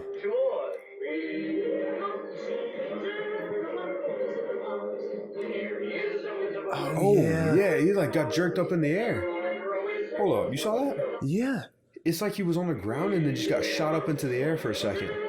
Yeah, he had to have jumped, or there had to have been some kind of a pulley. Whoa. That almost seems like it could have been a murder, not a suicide, with them being yanked up like that. You know, like with those sandbags, like on sets. That was kind of creepy. I mean, this whole movie is creepy if you go back and watch it. It's definitely kind of creepy. I don't know how I wasn't terrified of it as a child going back and looking at it. It seems like it was so much brighter, like, and happier when I was younger, and now looking back on it, it's like, whoa. Like, it's kind of weird. But yeah, that... The Phineas and Ferb version's better. Oh, yeah. Yeah. I mean, Phineas and Ferb was amazing. The greatest show poor Ferb, or no, it was Phineas never getting the hint from, who was the... Isabella? Isabella, yeah. Never getting the hints, man. All she wanted was Phineas. He never caught on. But that was weird. For the people listening, you should look this up. In the background in the trees, it looks like he's almost sitting on the ground, and it looks like a rope's tied around him, maybe, towards his upper body. I won't say neck for sure, but and he just gets jerked up in the air like somebody threw a sandbag off of a pulley, and it just jerked him in the air for a second. Yeah, and he falls back down. If this wasn't a murder, it had to have been specifically he had the sandbag and threw it off of something. But even so, I don't see that. This has to be a murder. All right, let's watch it one more time. I just wish we could find a slow motion or something. Actually, can I change the playback speed on this? This is about to be horrible. I'll mute it. I wonder if The Wizard of Oz was made in film. Then it could be upscaled. Yeah, I mean, it had to have been. Oh, yeah. The film quality may be an issue, but... Yeah. All right, we'll play it back in half speed, and I'll mute it because I don't want to hear Wizard of Oz in slow motion. That'll give me nightmares, I'm sure. Yeah. All right, we'll mute that. Let's see what we got. That doesn't look like half speed to me. Hold on, let's slow it down. And the Tin Man with the axe is just another creepy sight. They just look like horror movie characters. Oh, I can't play it back in speed because it's streaming to the TV. Oh, it's almost like... And there's other people walking around and stuff. Is it? Or no, is he swinging? Oh, no. He was horizontal at one point. Like he was laying down sideways almost. Yeah, that's what it looked like. It was like he was sitting there laying down. And then almost like he... That was violent. That was a really violent jerk. Like it was pushed down and then someone threw the sandbag. Yeah, look at that. Yeah, but then he drops down and then thrown back up. Holy cow. Yeah, look at that. He's getting jerked all over the place. I didn't realize it happened twice, it looks like. And it looks like he's hanging. Yeah, he's hanging from the top. About an eighth up the tree. Oh, look at him swinging again. Oh, no. It's like there's multiple people. No, it's like there's one in front and then one in back. Notice that? Because one's smaller and one's bigger. Oh, my goodness. This is kind of creepy. Like, it's... terrifying. It's kind of... Like, watching it makes me feel uneasy. Now we're having technical difficulties. It won't play. Yeah, it looked like... Did it look like multiple people? It looked like two. And it looked like that one specifically was just jerked around violently. Like thrown down and then they thrown the sandbag. Look at some of the comments. Okay, all right. So this is just a comment. I don't know how true this is. Laura BBB commented, the version that people believe had the hanging munchkin is the one that played from 1939 to 1989. Then in 1989, they created the remastered VHS tape for the movie's 50th anniversary, and people believe they added a bird to hide whatever the hanging thing was. You can tell which one is the original by the fact it has a more blue tint and than the to it. What is it saying? By the fact that it has more blue tint to it than the warmness of the remastered version. This is the remastered version. My goodness. The original is even worse? Hold on, let's see. Let me see. No, I think this... Oh, that might be why I think there's two people. Okay, here we go. Here's another one. But if that was hiding it, If that was the remastered one hiding it, that's not much better. But here's the 1980 CBS broadcast. So this would have been before 1989. So this should be the original. Let's see what we have here. Okay, yeah, this is... Yeah.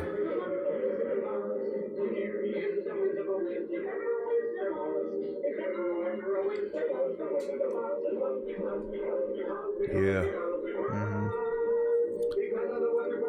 Yeah, wait, could you skip it back? Skip it back? Yeah. Yeah, and then it looked like he's swinging again. Yeah. Oh, yeah. Let me go back a little bit further. There you go. Yeah, but it still looks like he's jerked up and goes down. And yeah, and then it's like... Yeah, he's swinging all over the place. From the perspective, it's like he's going forward and backwards, and then he's laying... And at the end, he swings right across the screen. Look at that. He's hanging back and forth. Yep. Gosh, I wish we just had something higher resolution. I know. Let me see if I can find a news article on this and see what the story is behind this. Maybe we can like do a heist on the film and upscale it. Yeah, we'll go steal it like whoever stole the NASA tapes. We'll vlog it. Yeah, we'll vlog it. It's just a prank. Yeah.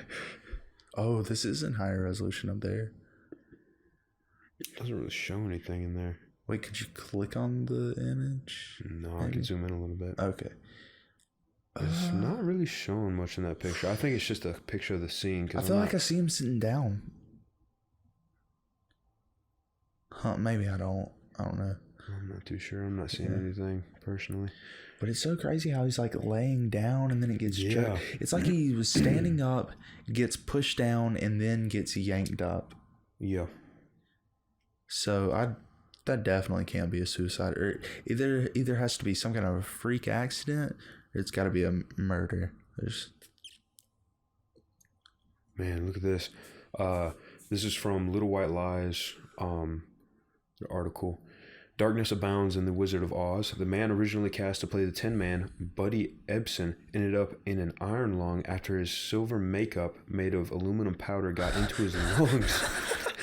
Wicked Witch Margaret Hamilton also spent time in hospital suffering second-degree burns on her face and third-degree burns on her hands. Once recovered, she returned to work under the proviso. Is that how you say that? Where's it at? Kind of lost. There. Yeah, I guess so, yeah. I guess. Proviso she would no longer have to work with fire. Her stunt double, Betty Danko, subsequently spent 11 days in hospital after the broomstick she sat on was basically a painted smoking pipe exploded. The burns on her legs never healed. Oh, no. Man, can you imagine? Like, that thing was between her legs and it blew up. Wow. Delving That's gonna deeper. Be clipped. Oh yeah, that's gonna delving deeper into the film's murky backstory. There is one urban legend that repeatedly surfaces that an actor who played a Munchkin can be seen hanging themselves during the scene, which has come to be known as the Tin Woodsman sequence, where Dorothy, the Scarecrow, and Tin Man skip down Yellow Brick Road bound for Emerald City. The studio's official line has long been that what looks like a little person swinging from a tree is actually a shadow cast by a large crane. Whatever. No, that's that obviously like a person. It's very you can maybe see a person hanging from around. A crane. Yeah, maybe it's a shadow of a person hanging from a crane. Hired by Fleming along with other animals from Los Angeles Zoo in an attempt to make the forest seem alive. It is said that as the trio began skipping down the road, the crane unfolded its wing defensively. No way. There's no chance. So casting a strange shadow in the background. The supposed myth is complicated further by the multiple versions of the film that exist. When the Wizard of Oz was re-released in 1989 for its 50th anniversary, the confusing footage had been cleaned up. The bird appears in a different place to where it first appeared. This is the version it's not a bird. I don't think it's a bird at all, because it's not like it's... They're not idiots. They can make a bird that looks somewhat realistic, or they can use real birds. Oh, and then at the end of this paragraph, it says, yet if you review the original footage, it still feels like something's off. Definitely. Oh, most certainly. That's so unnatural. They'd redo that, I feel like. They'd just get someone who actually knows how to operate a crane. And also, that does not look like a crane at all. Yeah. That's really crazy. Snopes.com, the internet's go-to resource for fact-checking urban legends and folklore, suggests alternative theories for the illusion, including a stagehand wandering off-set. Oh yeah, that stagehand accidentally tied himself to a crane and then just jacked it up or something. It doesn't make any sense. Possibly, but that wouldn't explain why he was slammed down and stuff. Or even falling from one of the trees. It doesn't look like he fell. It looked like he was on the ground. Or maybe he could have like been handling the rope, I guess, and something fell and just jerked him off the ground. Or maybe he wasn't controlling the crane, or maybe he was like in charge of the rope or the cable or whatever, and then he somehow was attached to it to where he couldn't let go of it, and then the operator murdered him or accidentally killed him, I guess. Wow. Okay. I guess that could have been what happens, but this seems unlikely. Yeah, here we go. This gets a little bit detailed, so beware.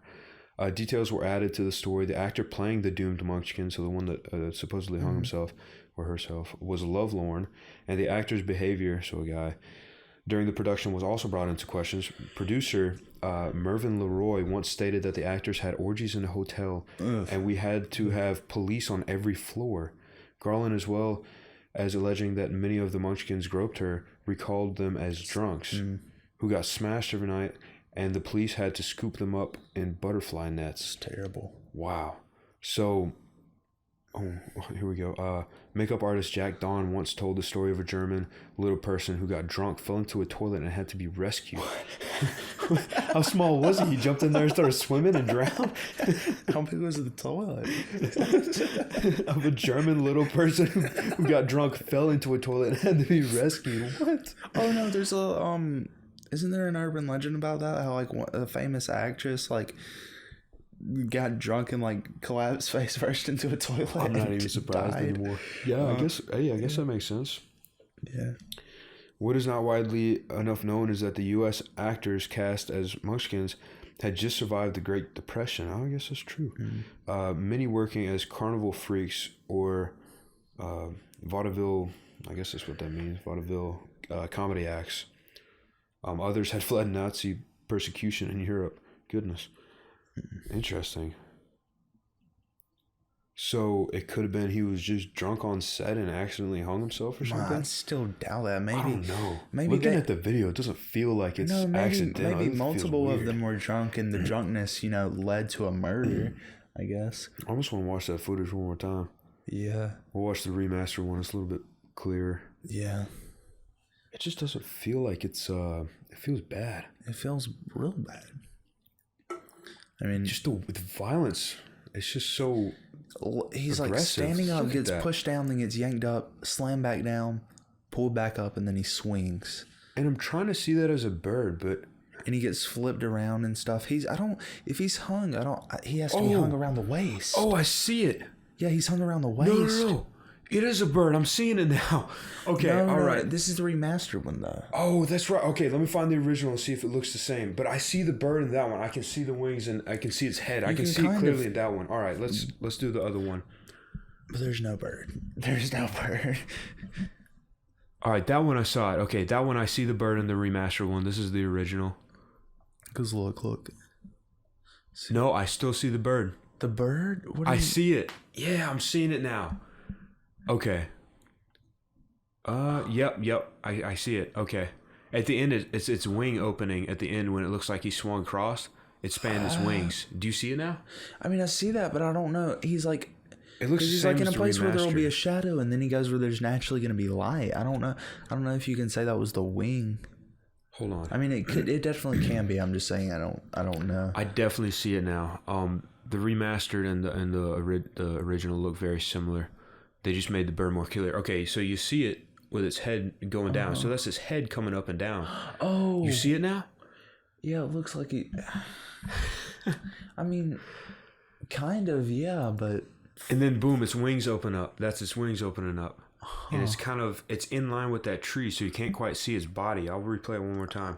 I definitely see it. You can see its tail end when it looks like it's a body getting slung up and down. You can see its tail end moving a little bit too. Oh, it's not going to replay for me. That definitely makes this a little bit... Yeah, less interesting. Maybe we should cut this out. Well, no, it's less interesting, but it's like...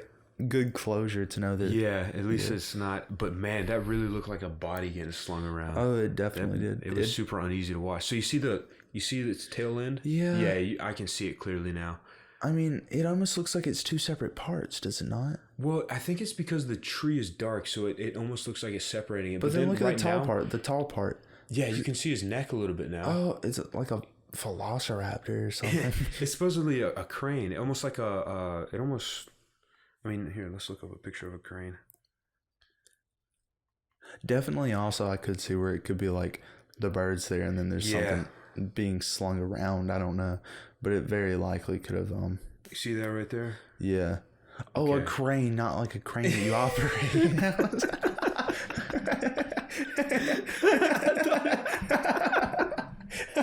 I thought it meant an actual crane, not a. Oh, I feel so stupid now. Me too. I thought it was a real bird. It was a crane bird, not not a crane machinery. Oh man, we're too tired for this right now. It makes it better. All right. We just debunked that live. We figured it out. See, if you just do your research, you can learn the truth. Oh, I feel really stupid now. Oh man. A crane. Scroll okay. down in the comments real quick. I want to see if anyone else picked up on that. Okay. See, that guy said it added a bird, but you can see the bird in the original too if you look hard enough. They just made it more evident. It is also possible that they could add a bird over whatever was happening, even in the original version. But it just seems like a bird, to be honest. Yeah, it really does. That's so sad. The monkey can't even spread his wings one final time before dying.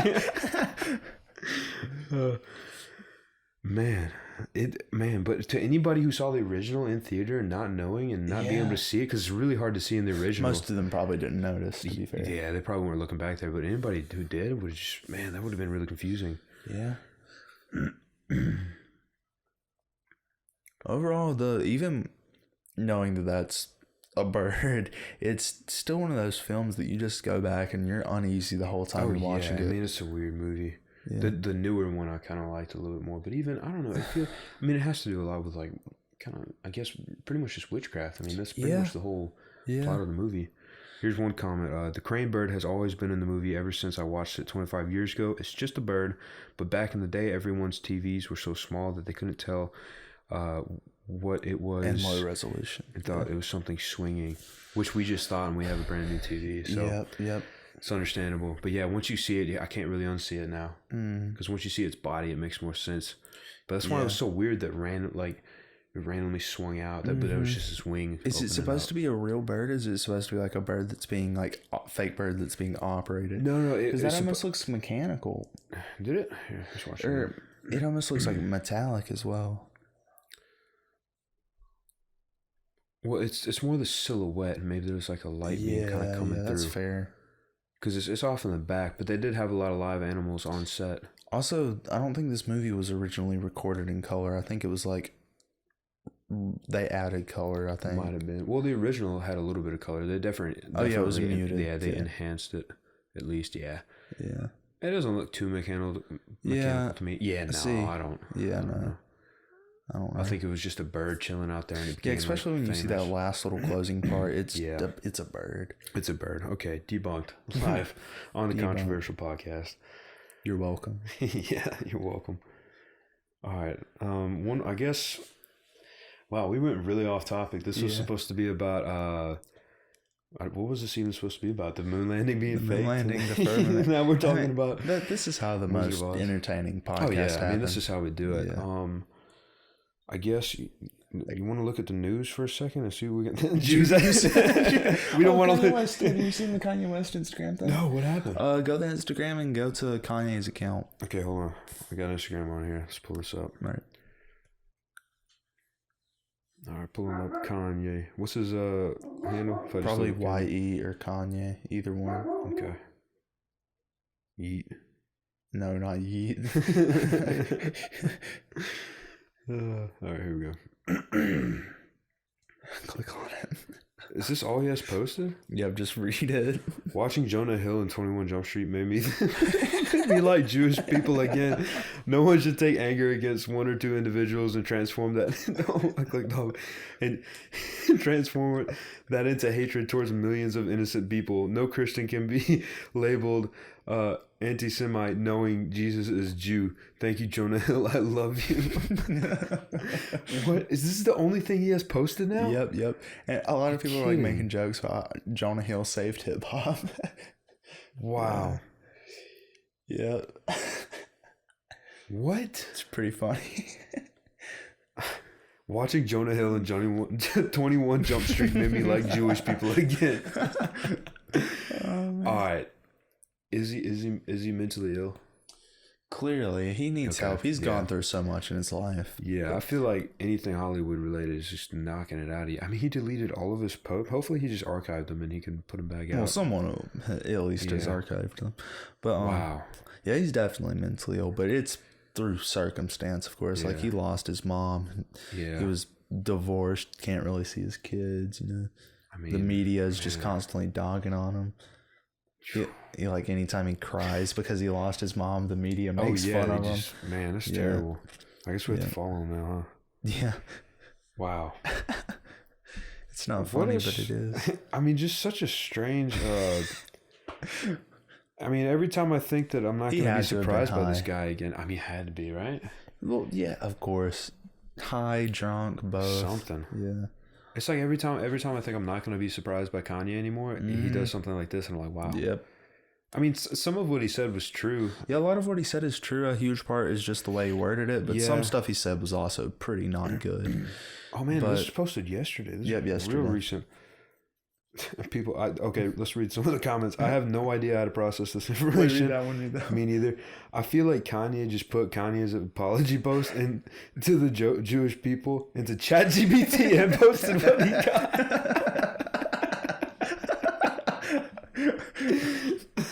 This is my public apology brought to you by ChatGPT 4.0, baby. This post will forever go down in history. The war is over.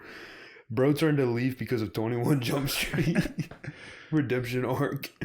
Oh my goodness. Imagine in the future when they talk about this in history class. No chance. Shout out to the GOAT.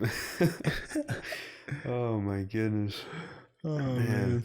Can't wait for my kids to write down a DBQ about how Jonah Hill ended anti-Semitism.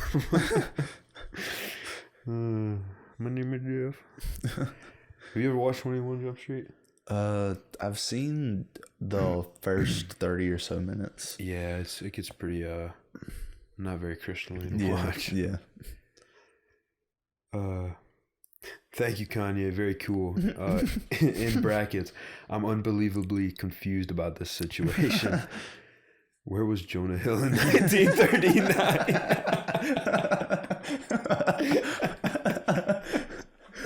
Oh, that is hilarious. That's a good one. Man, we got to send Jonah Hill back in time to talk to Hitler for a second. That's man. funny. That is hilarious. And we're sure that Jonah Hill is even Jewish? He's Jewish. Are we sure he's Jewish? I'm pretty sure he's Jewish. All right, let's look. Fact check. Imagine he's not. He just like played a Jewish character in a movie. That's funny.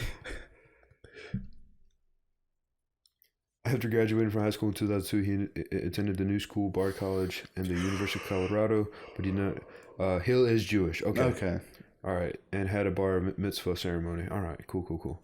He's just not. That's how you spell bar mitzvah. I thought it was like one word. I thought so too. Dang. Leave it up to the Jews to overcomplicate something. Wow. It's funny. I really that's such an unbelievable post.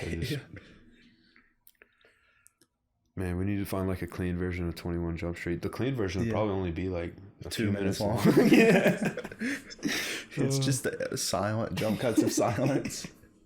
It's like the only part where they're not talking is what we get to see. We see the end credits. Yeah, we see the end credits. But like the music's muted.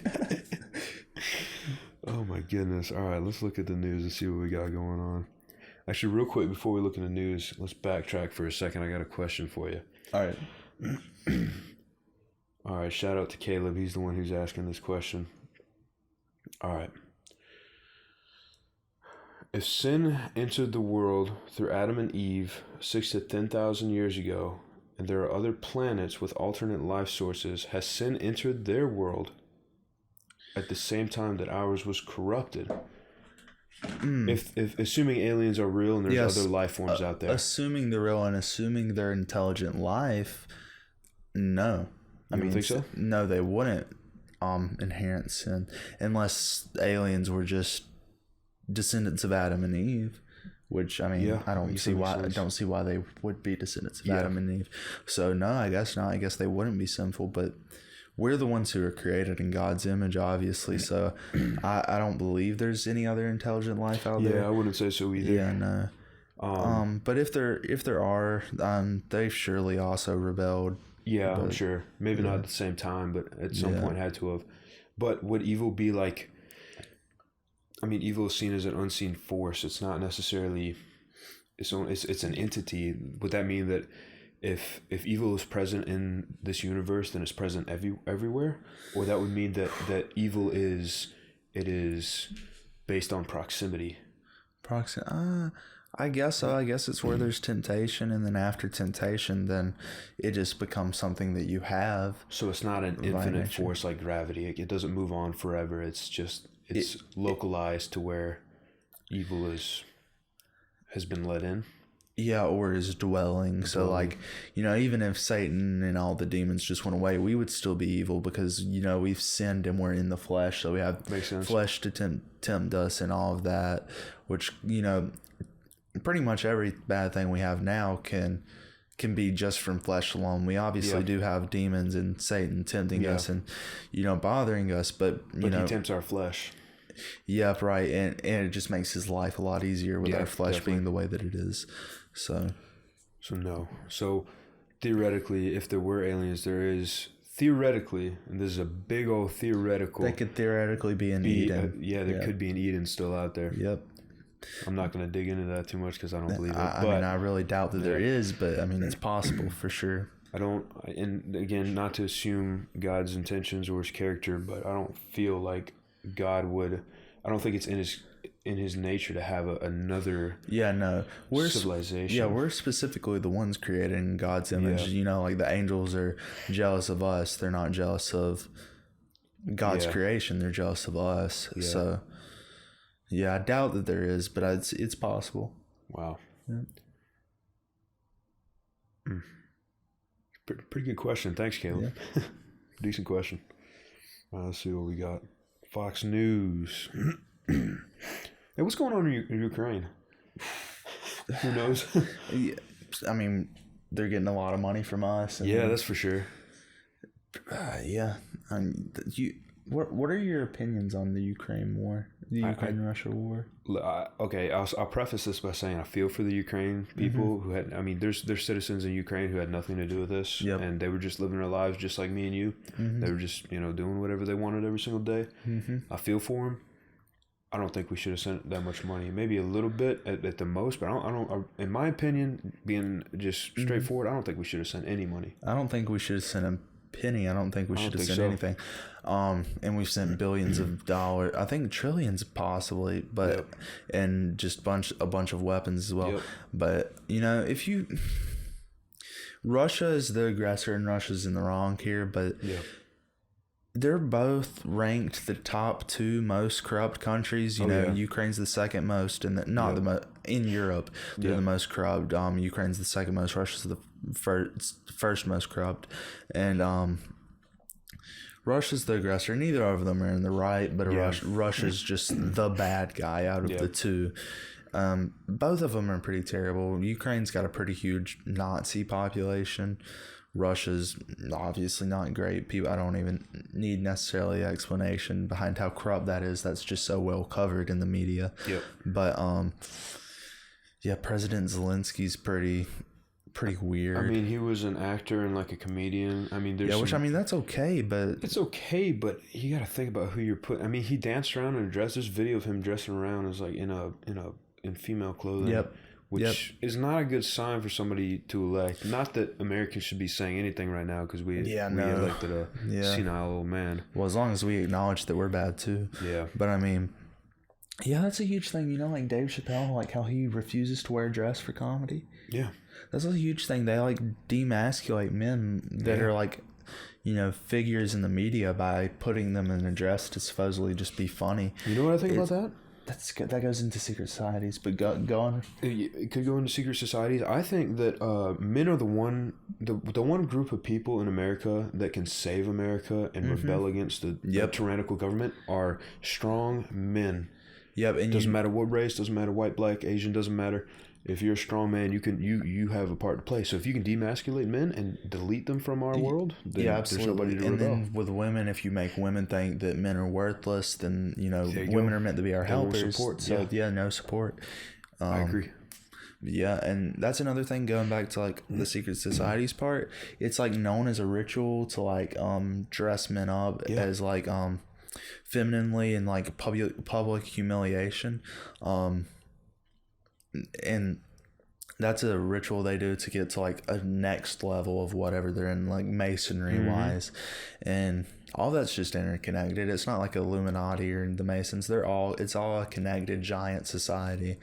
But yeah, not to get too deep into that yet. Don't know if you want to do a future topic on that. Yeah. It's If you're a heterosexual white male who's also a Christian, you're pretty much the most evil person on planet Earth right now. Absolutely.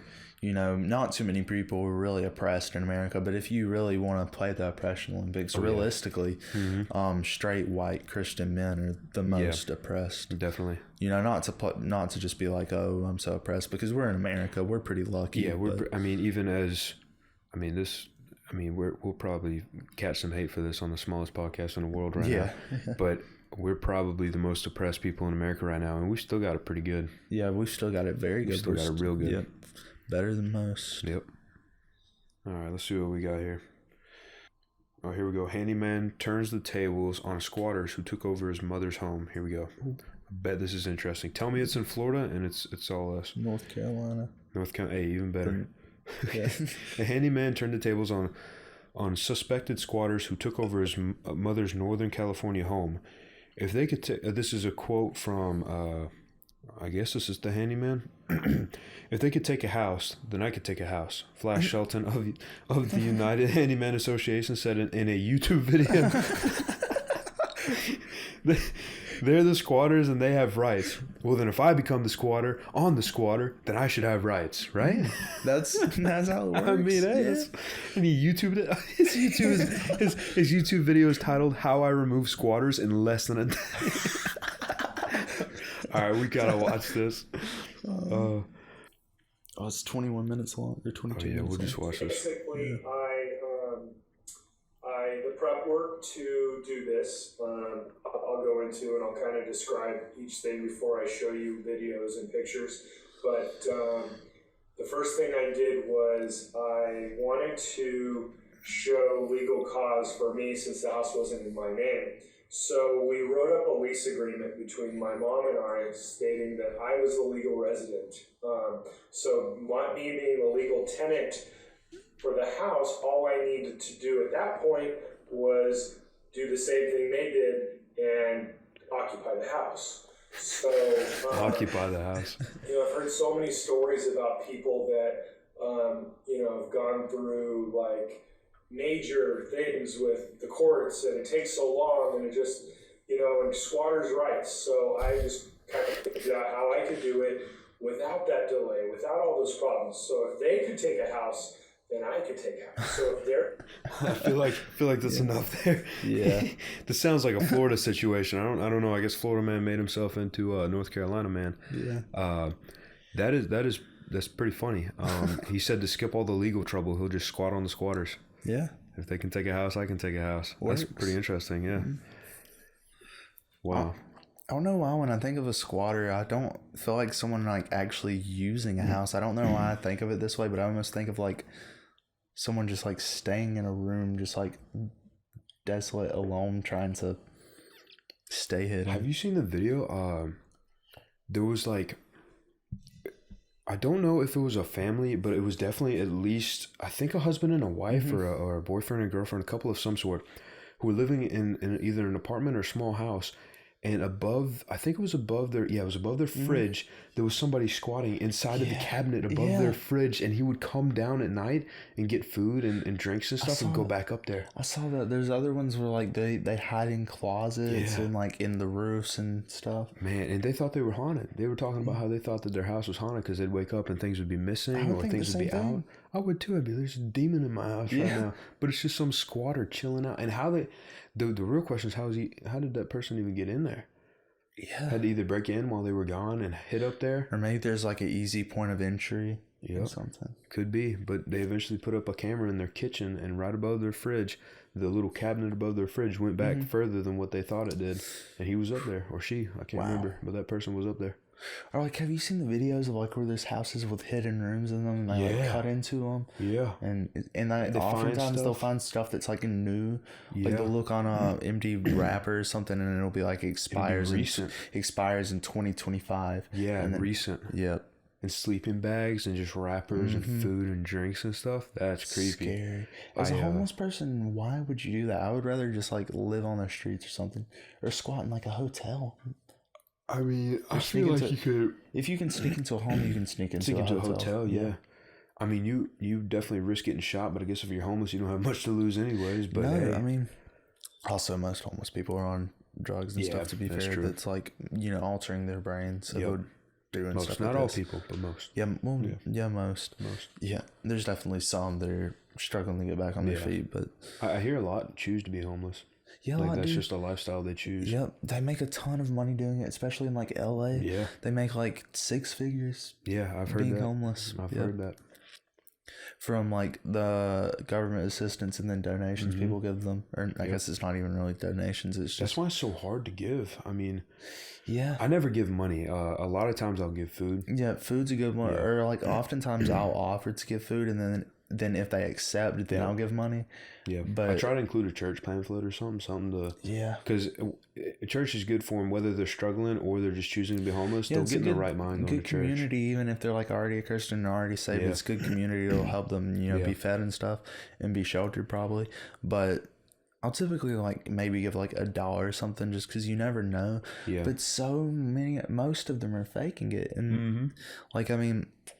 One of my first experiences with just knowing people were faking it was like at a gas station. My mom gave a guy $20 because he was homeless, and he offered to clean the windows and clean the car, but we didn't have time to. So I think my mom gave him like $20, which was pretty generous. Yeah, that's pretty good. Yeah, and then we see him walking out of the gas station as we're pulling out with like a carton of cigarettes. And, perfect. Yeah. Some high priority stuff right there. You gotta get that buzz out of that cigarette. I like there was one guy, I haven't seen him for a while, but he used to hang out at the Walmart and saxophone guy? I know it was a saxophone guy. There's a saxophone guy at Walmart? The Moultrie Walmart. Really? Yeah. Oh, cool. Interesting. I know, I'm sure it's fine. Yeah, go search for us on Moultrie, that's fine. Yeah, that's I never heard about that, but the one in this town, no naming, he had a little dog, so I brought him out a sub, and he gave half the sub to his dog. Oh, so I feel like he's pretty genuine if he's helping out the dog as much as he's helping himself. Yeah. So I the next time I was there, I saw him and I got a little case of water and gave it to him. Oh, that's nice. So, but I mean, you can kind of tell when people are being a little bit more genuine. But if you give half your sub, like if you haven't eaten all day and you give half your sub to a dog, it's got to mean something. Absolutely. But, I wish I would have brought him a church pamphlet or something. Yeah. I haven't seen him for a while.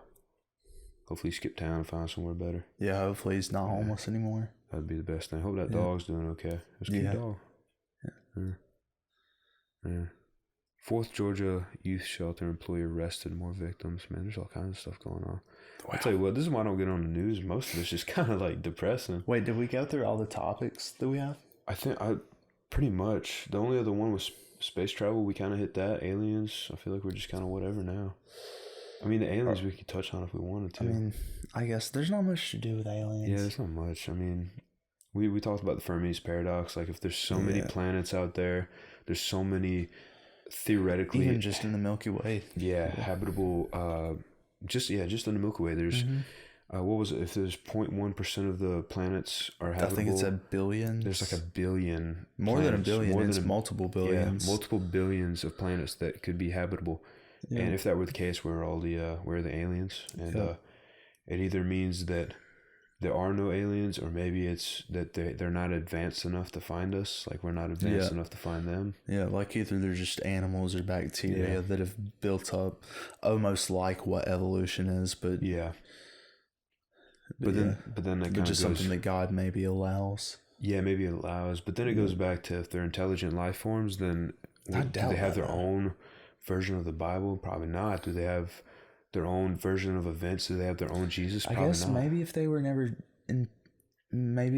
tempted or anything, they wouldn't need it. God could just be letting them exist and like be in His presence the way Adam and Eve were. Possibly. It's possible, but it just doesn't make sense for Him to do that. No, there's no. We would know about it. Yeah, and there would be no reason for if God just wanted to make someone new and start over, He wouldn't have sent Jesus to save us. He just would have let us, die out. Yeah. Oh, here's an interesting just kind of, I don't know, give you something to think about. So we know demons are real. Demons are for sure real. Yeah. We know demons exist. If you have the Holy Spirit inside of you, they can't touch you. They might be able to tempt you. Well, they can't touch you. I don't know if they can't. Yeah, I don't think they can touch you. They can't possess you for sure. Yeah, they definitely can't. I believe in the Bible it says you can't be touched, you can't be harmed by demons or any evil force. If you have the Holy Spirit within you, I think it's like more. You can be, but more indirectly, like not physically. Like they can't. Yeah, they can't come and claw at you or they can't claw at you, possess you, or just physically harm you. But they can still tempt you and still put you in situations that may harm you. Yeah, but so we know demons are real. Tell me how plausible this is. You think there's a planet out there just inhabited by demons where they just kind of they hang out and for do sure crack or whatever demons do? I don't know. Well, I mean, for sure, because.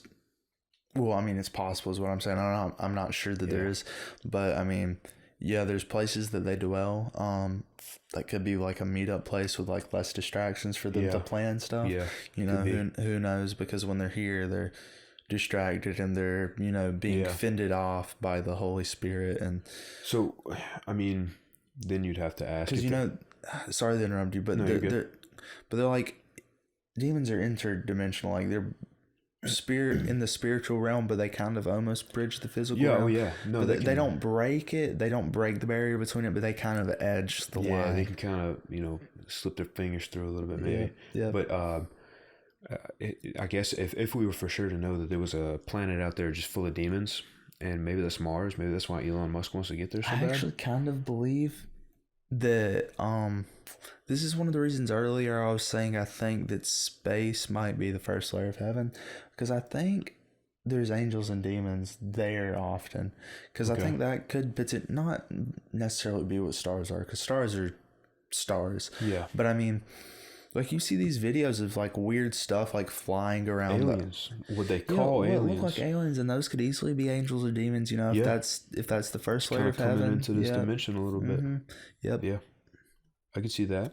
But then, I guess if there was for sure, if we had some kind of definite proof that there was demons out there on a planet just hanging out, or plotting against human, or whatever demons do, hanging out, probably not in a good way. Suffering, suffering, suffering together in harmony.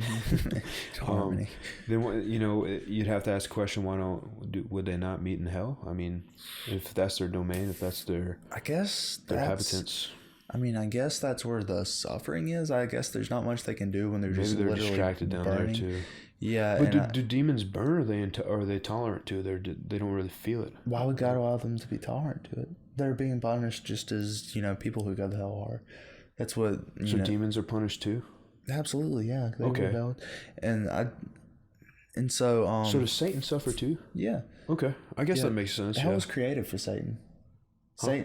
Hell was created for Satan. Like hell isn't Satan's place. It's like hell is given to him. It is to torture him. Yeah, it's a place to torture Satan. But he still has the power to draw to us as humans. Yeah, I mean he resides on the earth right now. I believe he's not in hell right now. I believe he'll be cast into hell, because it says that there's a place on earth where Satan dwells. Okay, so do you think Satan's ever been to hell? I don't know anything about this. I haven't looked into it. Okay, I think possibly, but I think maybe because he's like completely like, because he's an angel, right? So he's able to kind of almost not bridge the gap, but go between, you know, spiritual and physical reality. Yeah. So perhaps that allows him to exit it at the moment and to not be there, even though he was cast there. And so that could be how he's here tempting us, or, you know, doing so and so. And but it does say in the Bible that there's a specific place where he resides.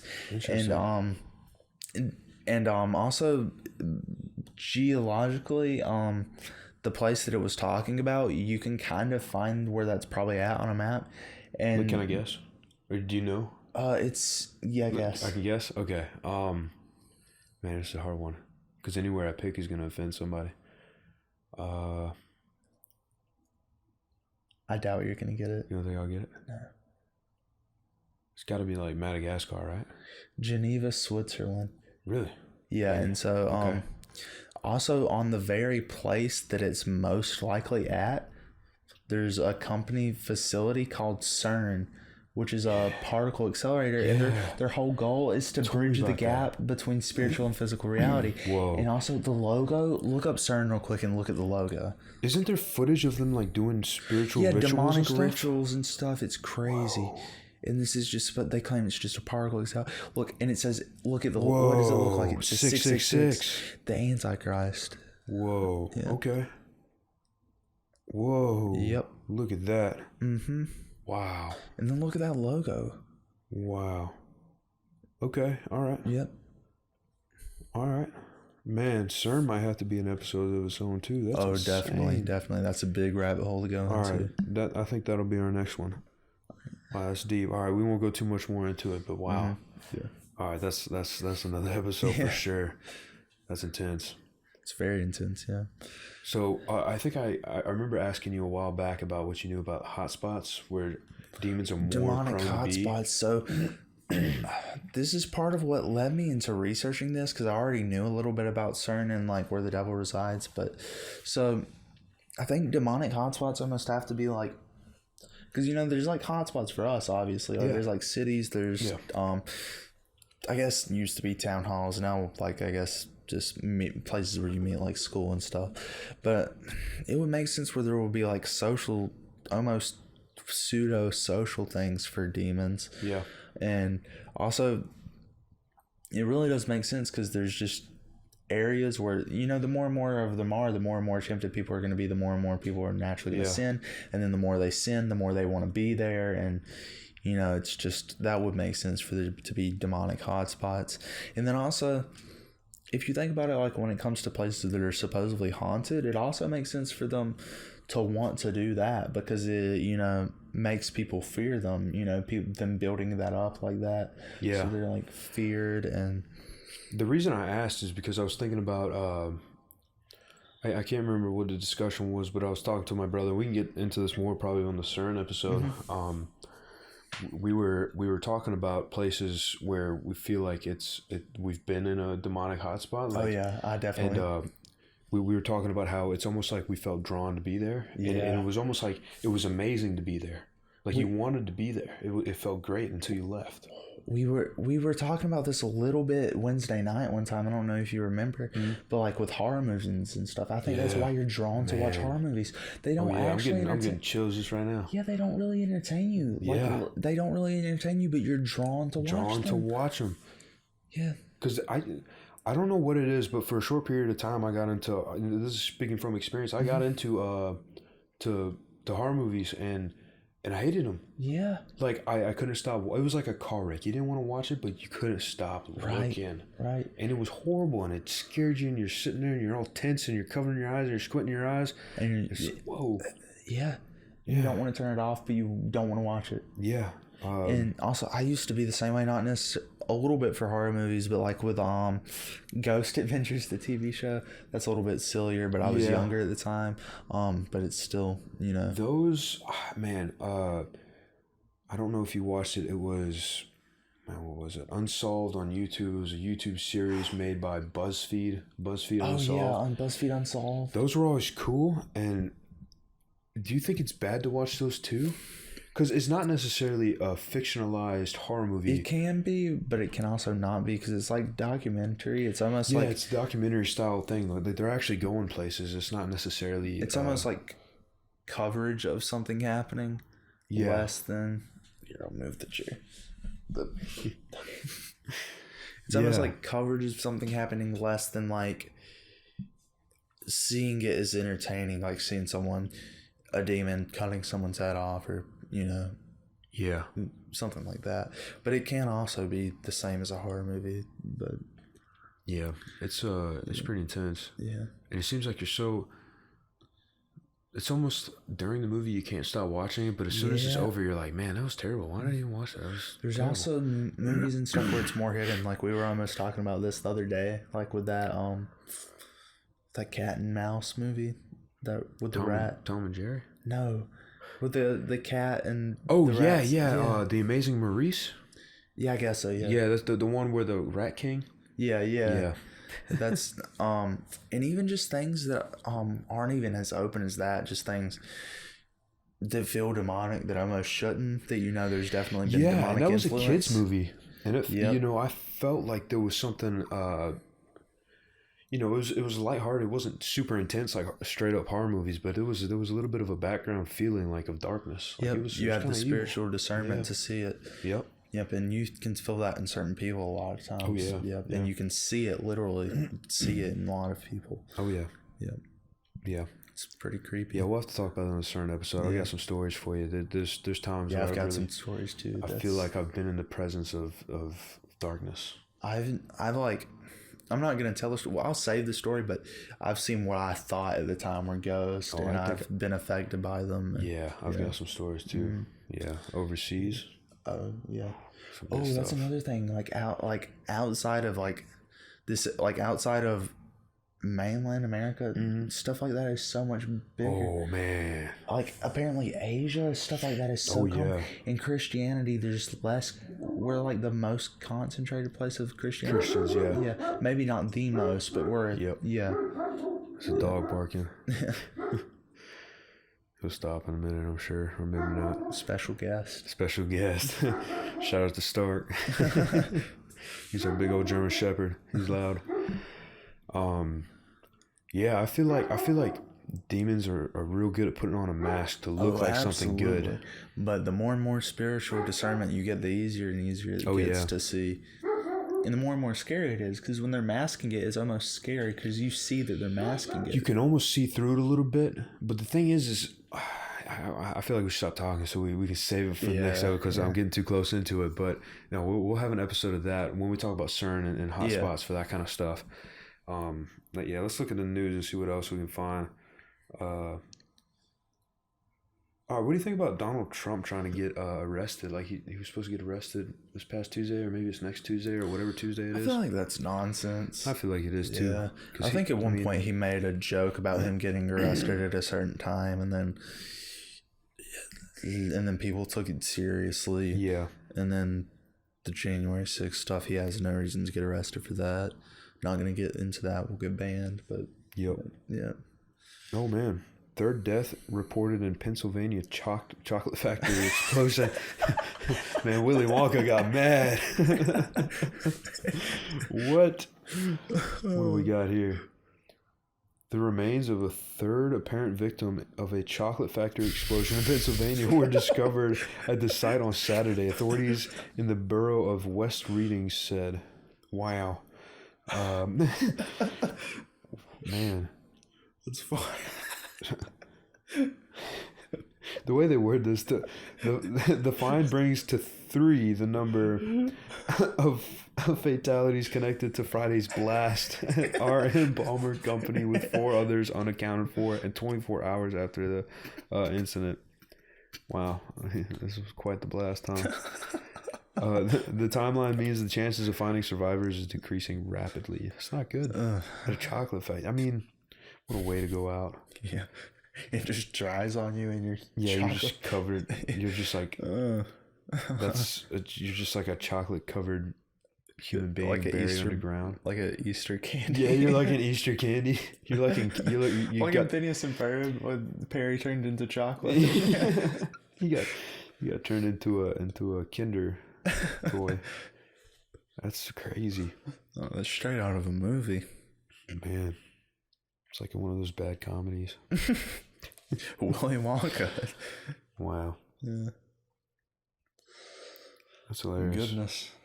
Well, I feel like we're kind of at a stopping point. Yeah, I guess What so. do you think? I mean, I feel like that was pretty good. Yeah. We'll have to CERN and demonic hotspots. That'll be the next episode we do together for sure. And 9/11. 9/11. Yeah, that was an 9/11's a inside huge one. job. I can dive huge into that one. Yeah, we should do that Yeah. one. Yeah, we'll Yeah. talk about which one goes next. But Yeah. yeah, 9/11 was definitely an inside job. Yeah, absolutely. Yeah, so stay tuned, everybody. We'll be coming back hot for the probably 3 people that are gonna watch this. Do you want to pray us out?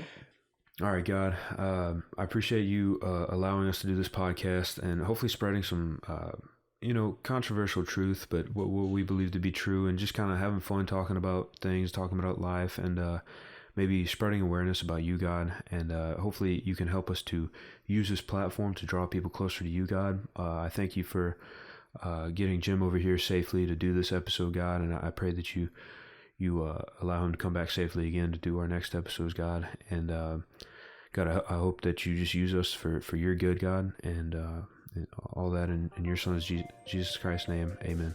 Amen. All right, well, I appreciate it, dude. That was good.